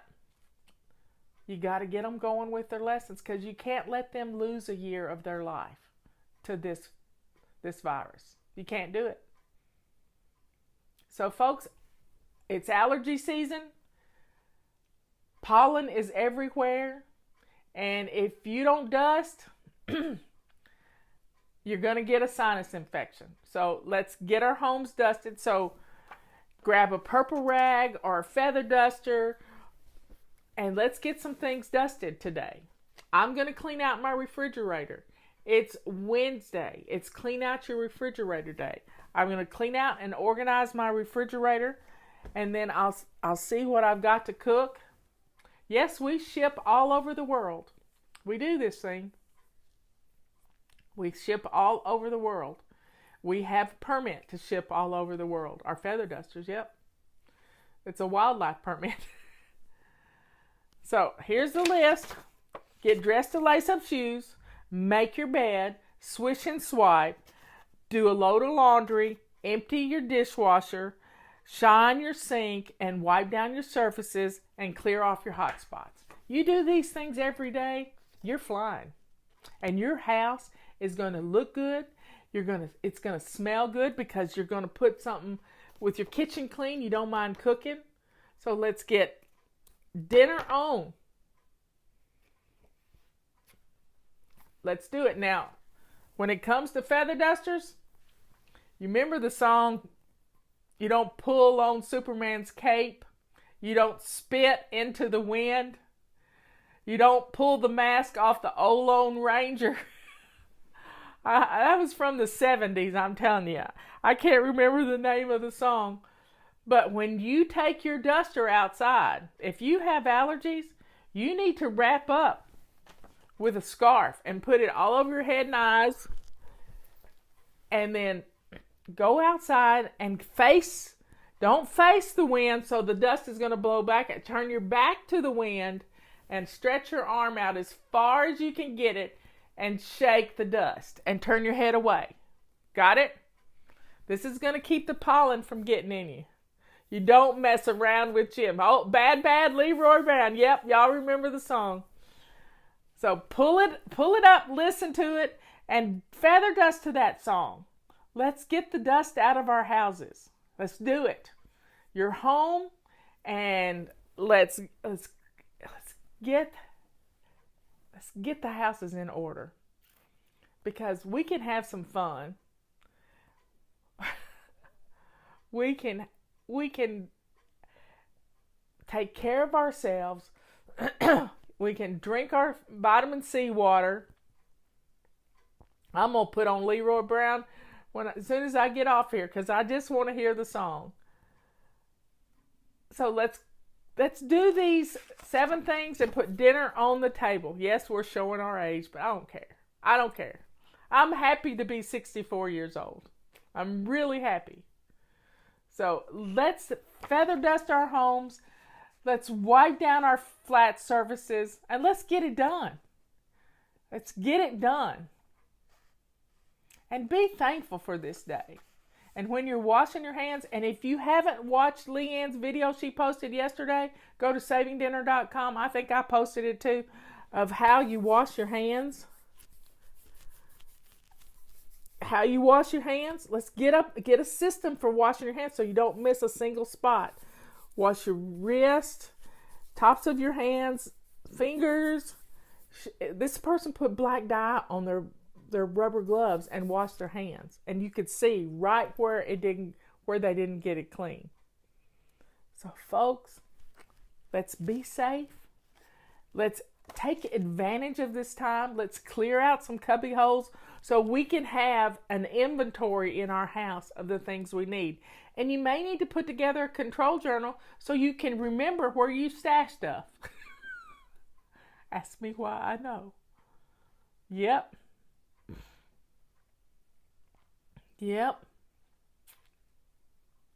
Life is good. Yeah, we got this terrible virus here, but you know what? We're smarter than a virus. Yeah, we are. And we can conquer this thing, and we can get through it, and the numbers are looking up for us. And if we have to stay hunkered in just a little bit longer to kill it dead, by golly, we can do it. And when we get through this, we're going to have houses where we can have more than a just-in-time inventory. We can have stuff the places we need it. And we can be prepared. We can be prepared. Yep. Let's get it done. I love you all. I'll talk to you at 3 o'clock this afternoon.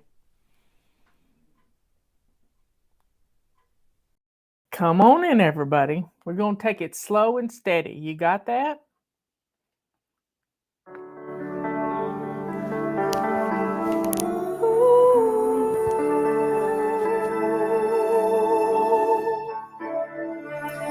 All day I rush around, but I'm still on the ground, on the ground. I'll soon be fluttering if I can find my wings, find my wings. Impatiently, I want to fly today. Don't we all? But I hear a gentle voice inside me say that slow and steady steps will be my pace.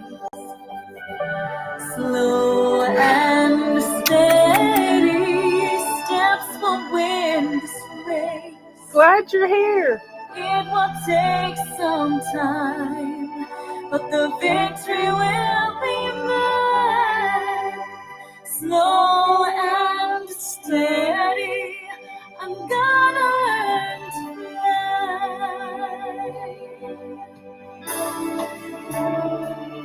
I'm starting to believe I only race with me, only me. I can't Come on get in. to I know a lot of people are out someone having family else. fun. It's It's okay. for myself. They'll catch it on the replay. It's for myself. Since my best is all I have, it is enough. I can see a ray of hope. I've got to trust that slow and steady. Okay. Come on in, everybody. I know there's not many people here, but that's okay because you're here.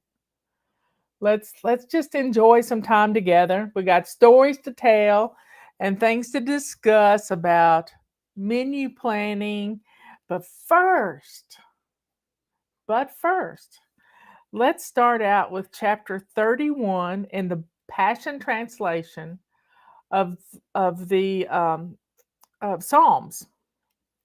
How great is your goodness! For the pure and shining one, a song of poetic praise by King David. I trust you, Lord, to be my hiding place. Don't let me down. Don't let my enemies bring me to shame. Come and rescue me, for you are the only God who always does that what is right. You know, my granny always said, if you do what's right, God will take care of you. Rescue me. King David didn't say that. I said that. My granny wasn't a wise woman. Rescue me quickly when I cry out to you. At the sound of my prayer, may your ear be turned to me. Be my strong shelter and hiding place on high. Pull me into victory and breakthrough, for you are my high fortress where I'm kept safe. You are to me a stronghold of salvation. When you deliver me out of this peril, it will bring glory to your name. As you guide me forth, I'll be kept safe from the hidden snares of the enemy.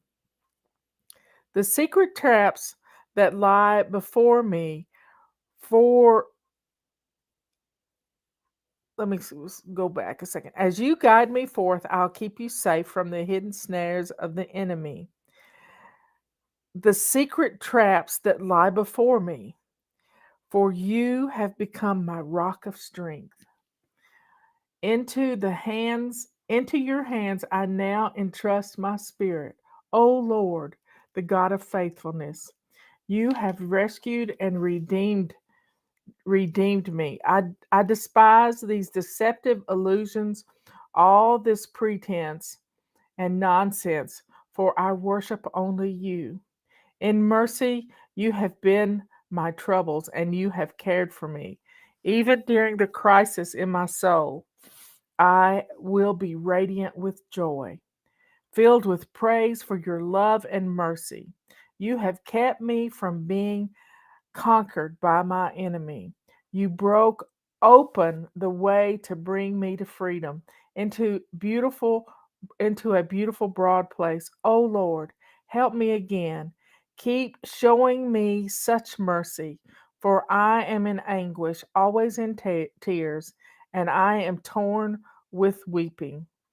I'm becoming old because of grief. My health is broken. I'm exhausted. My life is spent with sorrow, my years with sighing and sadness.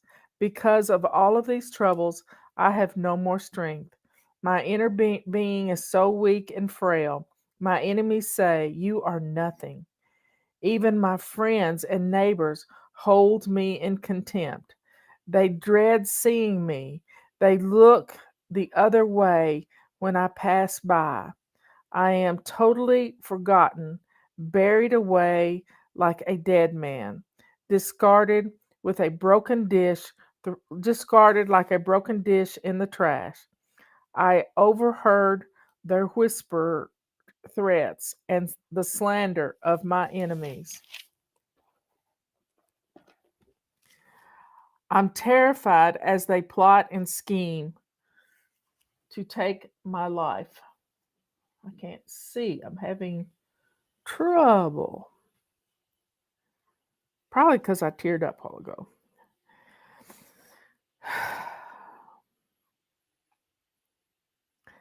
I'm desperate, Lord. I throw myself upon you, for you alone are my God. My life, my every moment, my destiny, it's all in your hands. So I know you will deliver me from those who persecute me relentlessly. Smile on me, your servant. Let your undying love and glorious grace save me from all this gloom. As I call upon you, let my shame and disgrace be replaced by your favor once again. But let shame and disgrace fall upon the wicked, those going to their own doom, drifting down in silence to the dust of death. At last, their lying lips will be muted in their graves, for they are arrogant, filled with contempt and conceit as they speak against the godly. Lord, how wonderful are you! You have stored up so many good things for us, like a treasure chest heaped up with spilling over with blessings, all for those who honor and worship you. Everybody knows that you can do what you can do for those who turn and hide themselves in you. So hide all your beloved ones in the sheltered secret place before your face. Overshadow them with your glory presence. Keep them from the accusations and brutal insults of evil men. Tuck them safely away in the tabernacle where you dwell. The name of the Lord is blessed and lifted high, for his marvelous miracle of mercy protected me when I was overwhelmed by my enemies. I spoke hastily when I said, the Lord has deserted me. For the truth, you did hear my prayer and you came to rescue me. Listen to me, all you godly ones. Love the Lord with passion. The Lord protects and preserves all those who are loyal to him, but he pays back in full all those who reject him in their pride. So cheer up, take courage, all you who love him. Wait for him to break through for you, all who trust in him. And that was the 31st chapter of Psalms. Now, I told you we were going to talk about some menu planning and preparation, being prepared. Many years ago, some of you probably aren't even old enough to remember the problem when we went from 1999 to 2000. They called it the Y2K. They had, everybody was preparing for the computers not to work, and computers weren't. They were young items, and we got prepared. Well, I got prepared too. I went to a restaurant supply place over in Hendersonville, and I had a long list of things to buy, and I bought them. And then I came home and I made some bags to put them in, and I put most things in the freezer. I had a big chest type freezer that my friend gave me who moved here. I've mentioned her before. Her nickname was Mad Cow because her initials were MAD, and Robert nicknamed her Mad Cow when we would get an email from her. And she gave me this freezer when she moved to the mountains, and it was a good freezer. It was a big freezer. But I put everything in this freezer, and especially the beans. I got red beans and black beans and pinto beans and rice, and I bagged it all up and I put it all in the freezer. Not that you have to do that with dried stuff, but I wanted to kill off anything that was in there. Well, I didn't put the oats in there, and I got a case of Oatmeal. I like oatmeal. You know, if you're hungry, you'll eat oatmeal. I like oatmeal cookies. I like to make apple crisp that uses oatmeal. I mean, with dried apples and oatmeal and some brown sugar, you can do just about anything. And so I had this case of Quaker oats. I mean, it was like 12 canisters, the big ones, that I put on a shelf. They were still in the box. I mean, in the box they came in. They'd never been opened. But all of a sudden, I started noticing that there were these little bitty worms, I mean, larvae, climbing up my bathroom wall. And I'm trying to figure out what in the world, where did these things come from? And Robert called me one day. He said, "Come downstairs and look at this." And there was this nest of spider webs over the shelf that had the oats in it.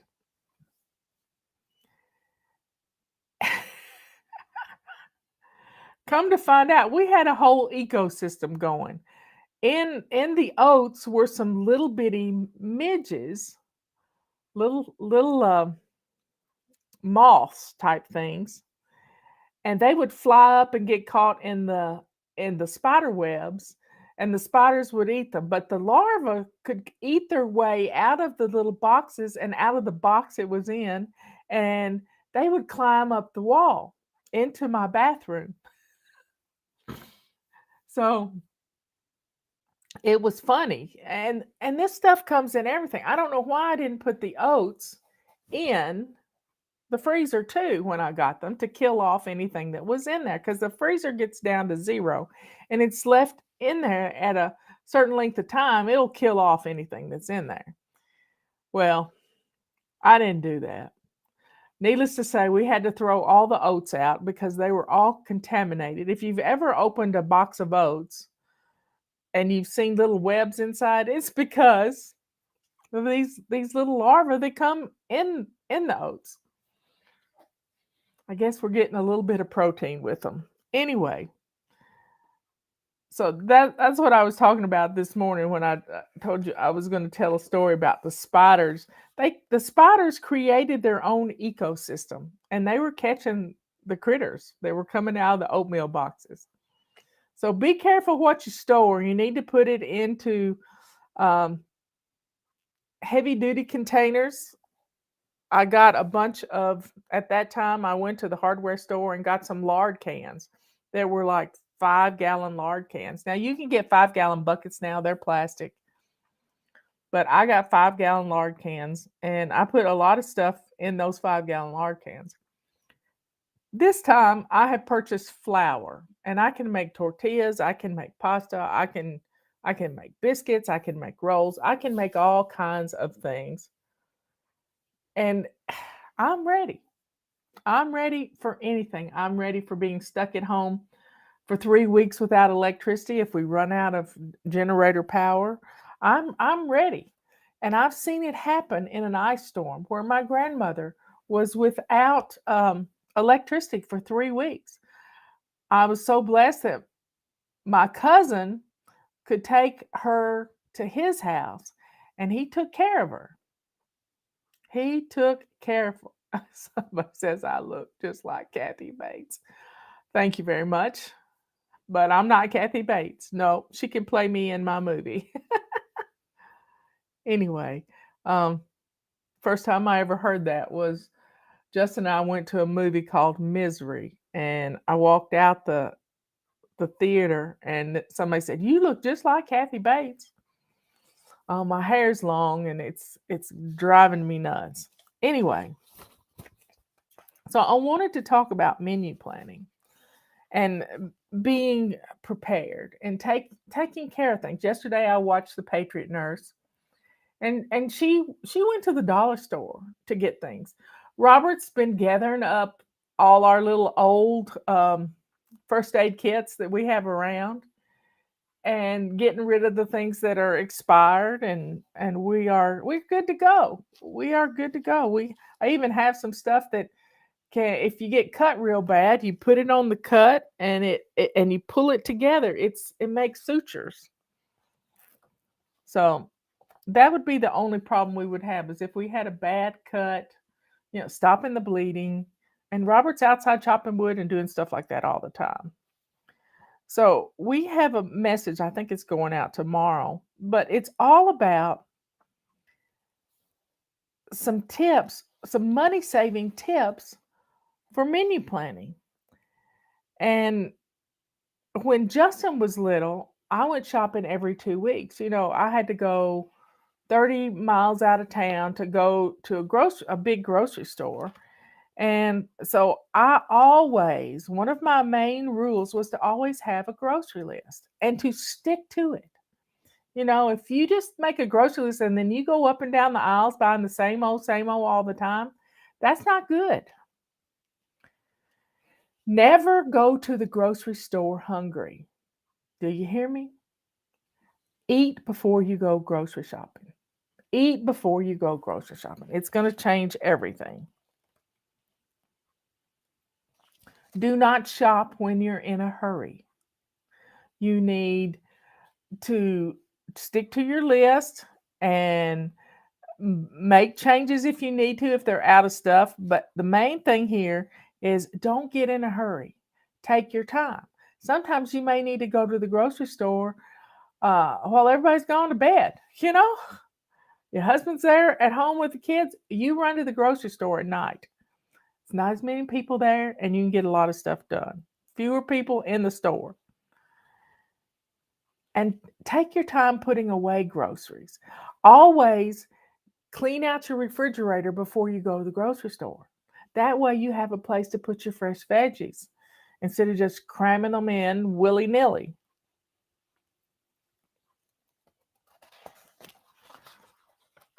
Let's see, what else? Another thing, I like to buy in bulk. You buy chicken pieces, but you don't cook all those chicken pieces at one time. Now, I've been subscribed to Moinkbox, and they send me a box of meat every 3 weeks. And so I have a good supply of meat that has been vacuum sealed and will keep a while in your freezer. So I also have a vacuum sealer that I can seal up my own meats and things, and it works well. But a Ziploc bag will work too. All you got to do is just get the air out. You just got to get the air out as much. If you have to squeeze it out on a flat surface, it's great. You can do it. And there are YouTube videos on how to vacuum seal things with a sink full of water. I believe it. I've seen it. So look up YouTube. I like freezer paper too. You can buy a roll of freezer paper at the grocery store, and you can wrap things in freezer paper. And I love freezer bags, Ziploc bags. It's a brand name, not a type. And masking tape for the freezer. If you're going to use freezer paper, you've got to learn how to fold things in, wrap things over, and roll it around it to keep the freezer from getting to it. And you need a Sharpie for all of it. You need to have a Sharpie so that you can write what's in the package and a date on the package. So going to the grocery store with a purpose. Now, I've also taught you how to brown hamburger meat. Just take your hamburger meat, put it in the crock pot with a little water, and you can throw 2 or 3 onions in with it and stir it every 15 minutes. And in 3 hours, you've got cooked hamburger meat and onions that you can put 2 cups in a Ziploc bag and have pre-cooked hamburger meat for your meals. Now, some of the people I watch on YouTube, they they can their hamburger meat. I'm not going to do that. I mean, I could if I had to, if I didn't have electricity to put it in the freezer, I might do that. But I'm good with. I've got a freezer, and it keeps food at a solid 0 degrees.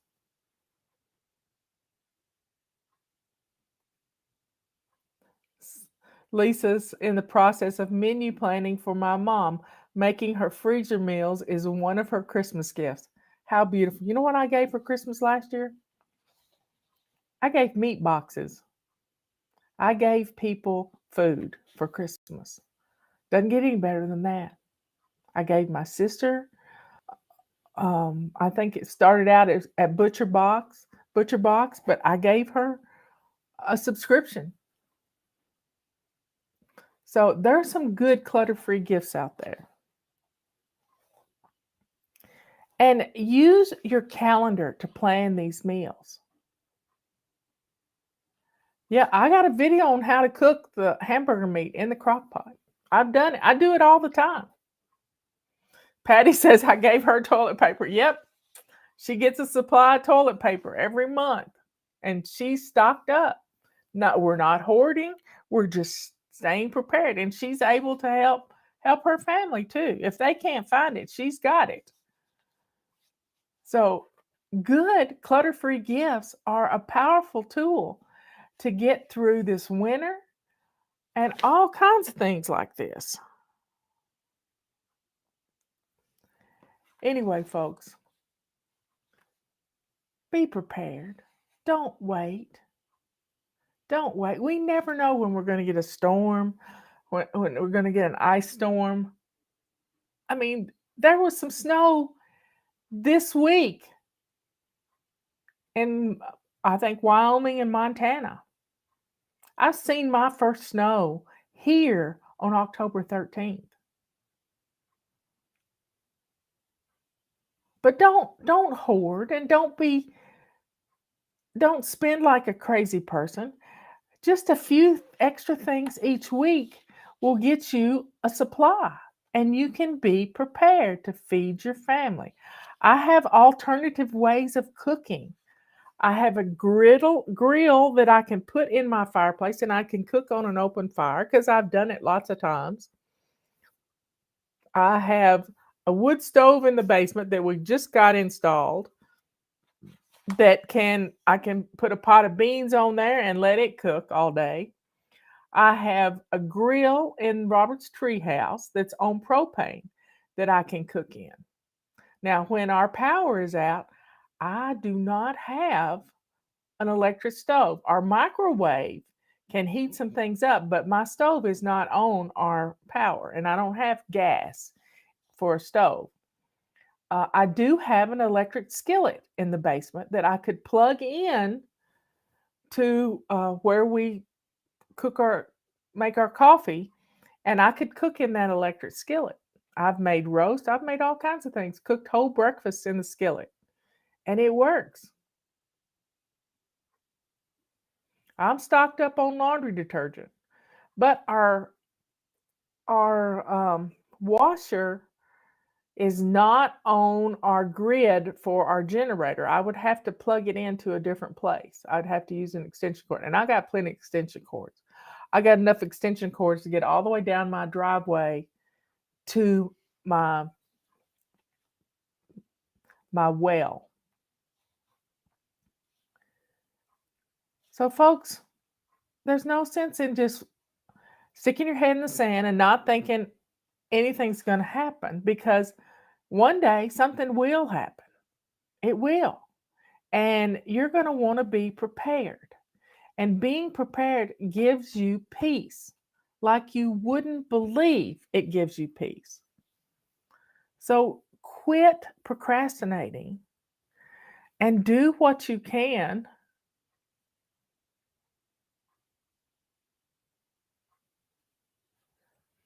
I've used Moink and ButcherBox. I have had problems with ButcherBox. I'll be honest. I have had problems with them.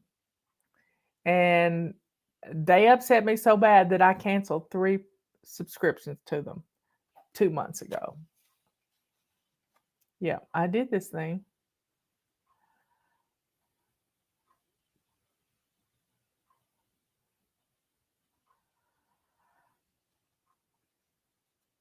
Somebody's asking a question about angeled eggs. She did her angeled eggs for the first time. All the yellows had a dark color around the outside. What did I do wrong? Well, it's nothing wrong. You didn't do anything wrong. Your oven may be just a tad bit hotter than my oven, and I don't put my eggs in there in a hot oven. I don't preheat my oven. So you may have preheated your oven. I just turned my oven on at whatever temperature I've said it is, and because I can't remember, I'd have to look up the recipe or the video of it. And you got to cool them off real quick. So I drop them in ice cold water to stop them from cooking. So they keep cooking once you get them out of the oven. You got it? So cool them off quick and you'll be fine. I've never tried Omaha, but Moink is a bunch of farmers got together and started their own business from farm to table. And I like that. I really like that. And they vacuum seal their meat and it comes with dry ice and it's a good deal. It's a good deal. And over the last year, I have gotten stocked up on food for my freezer.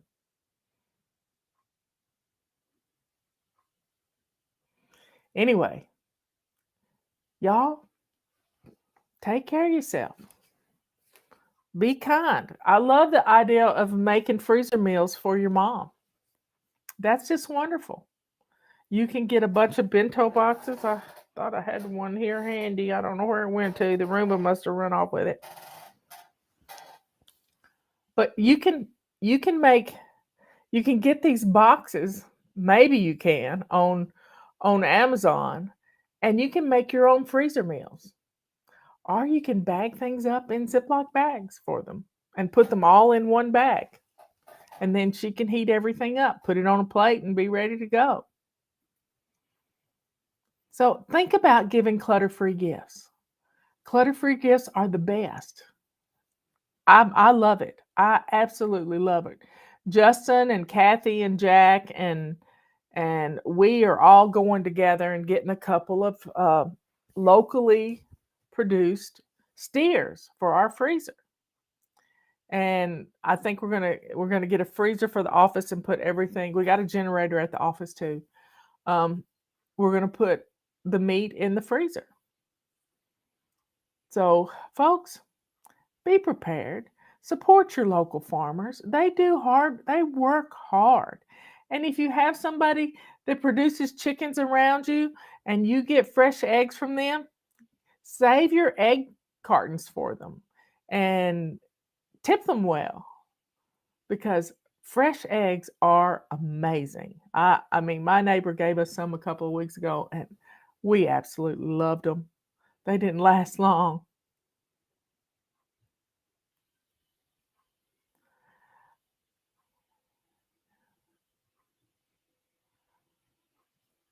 Anyway, folks, y'all be good, kind, and sweet.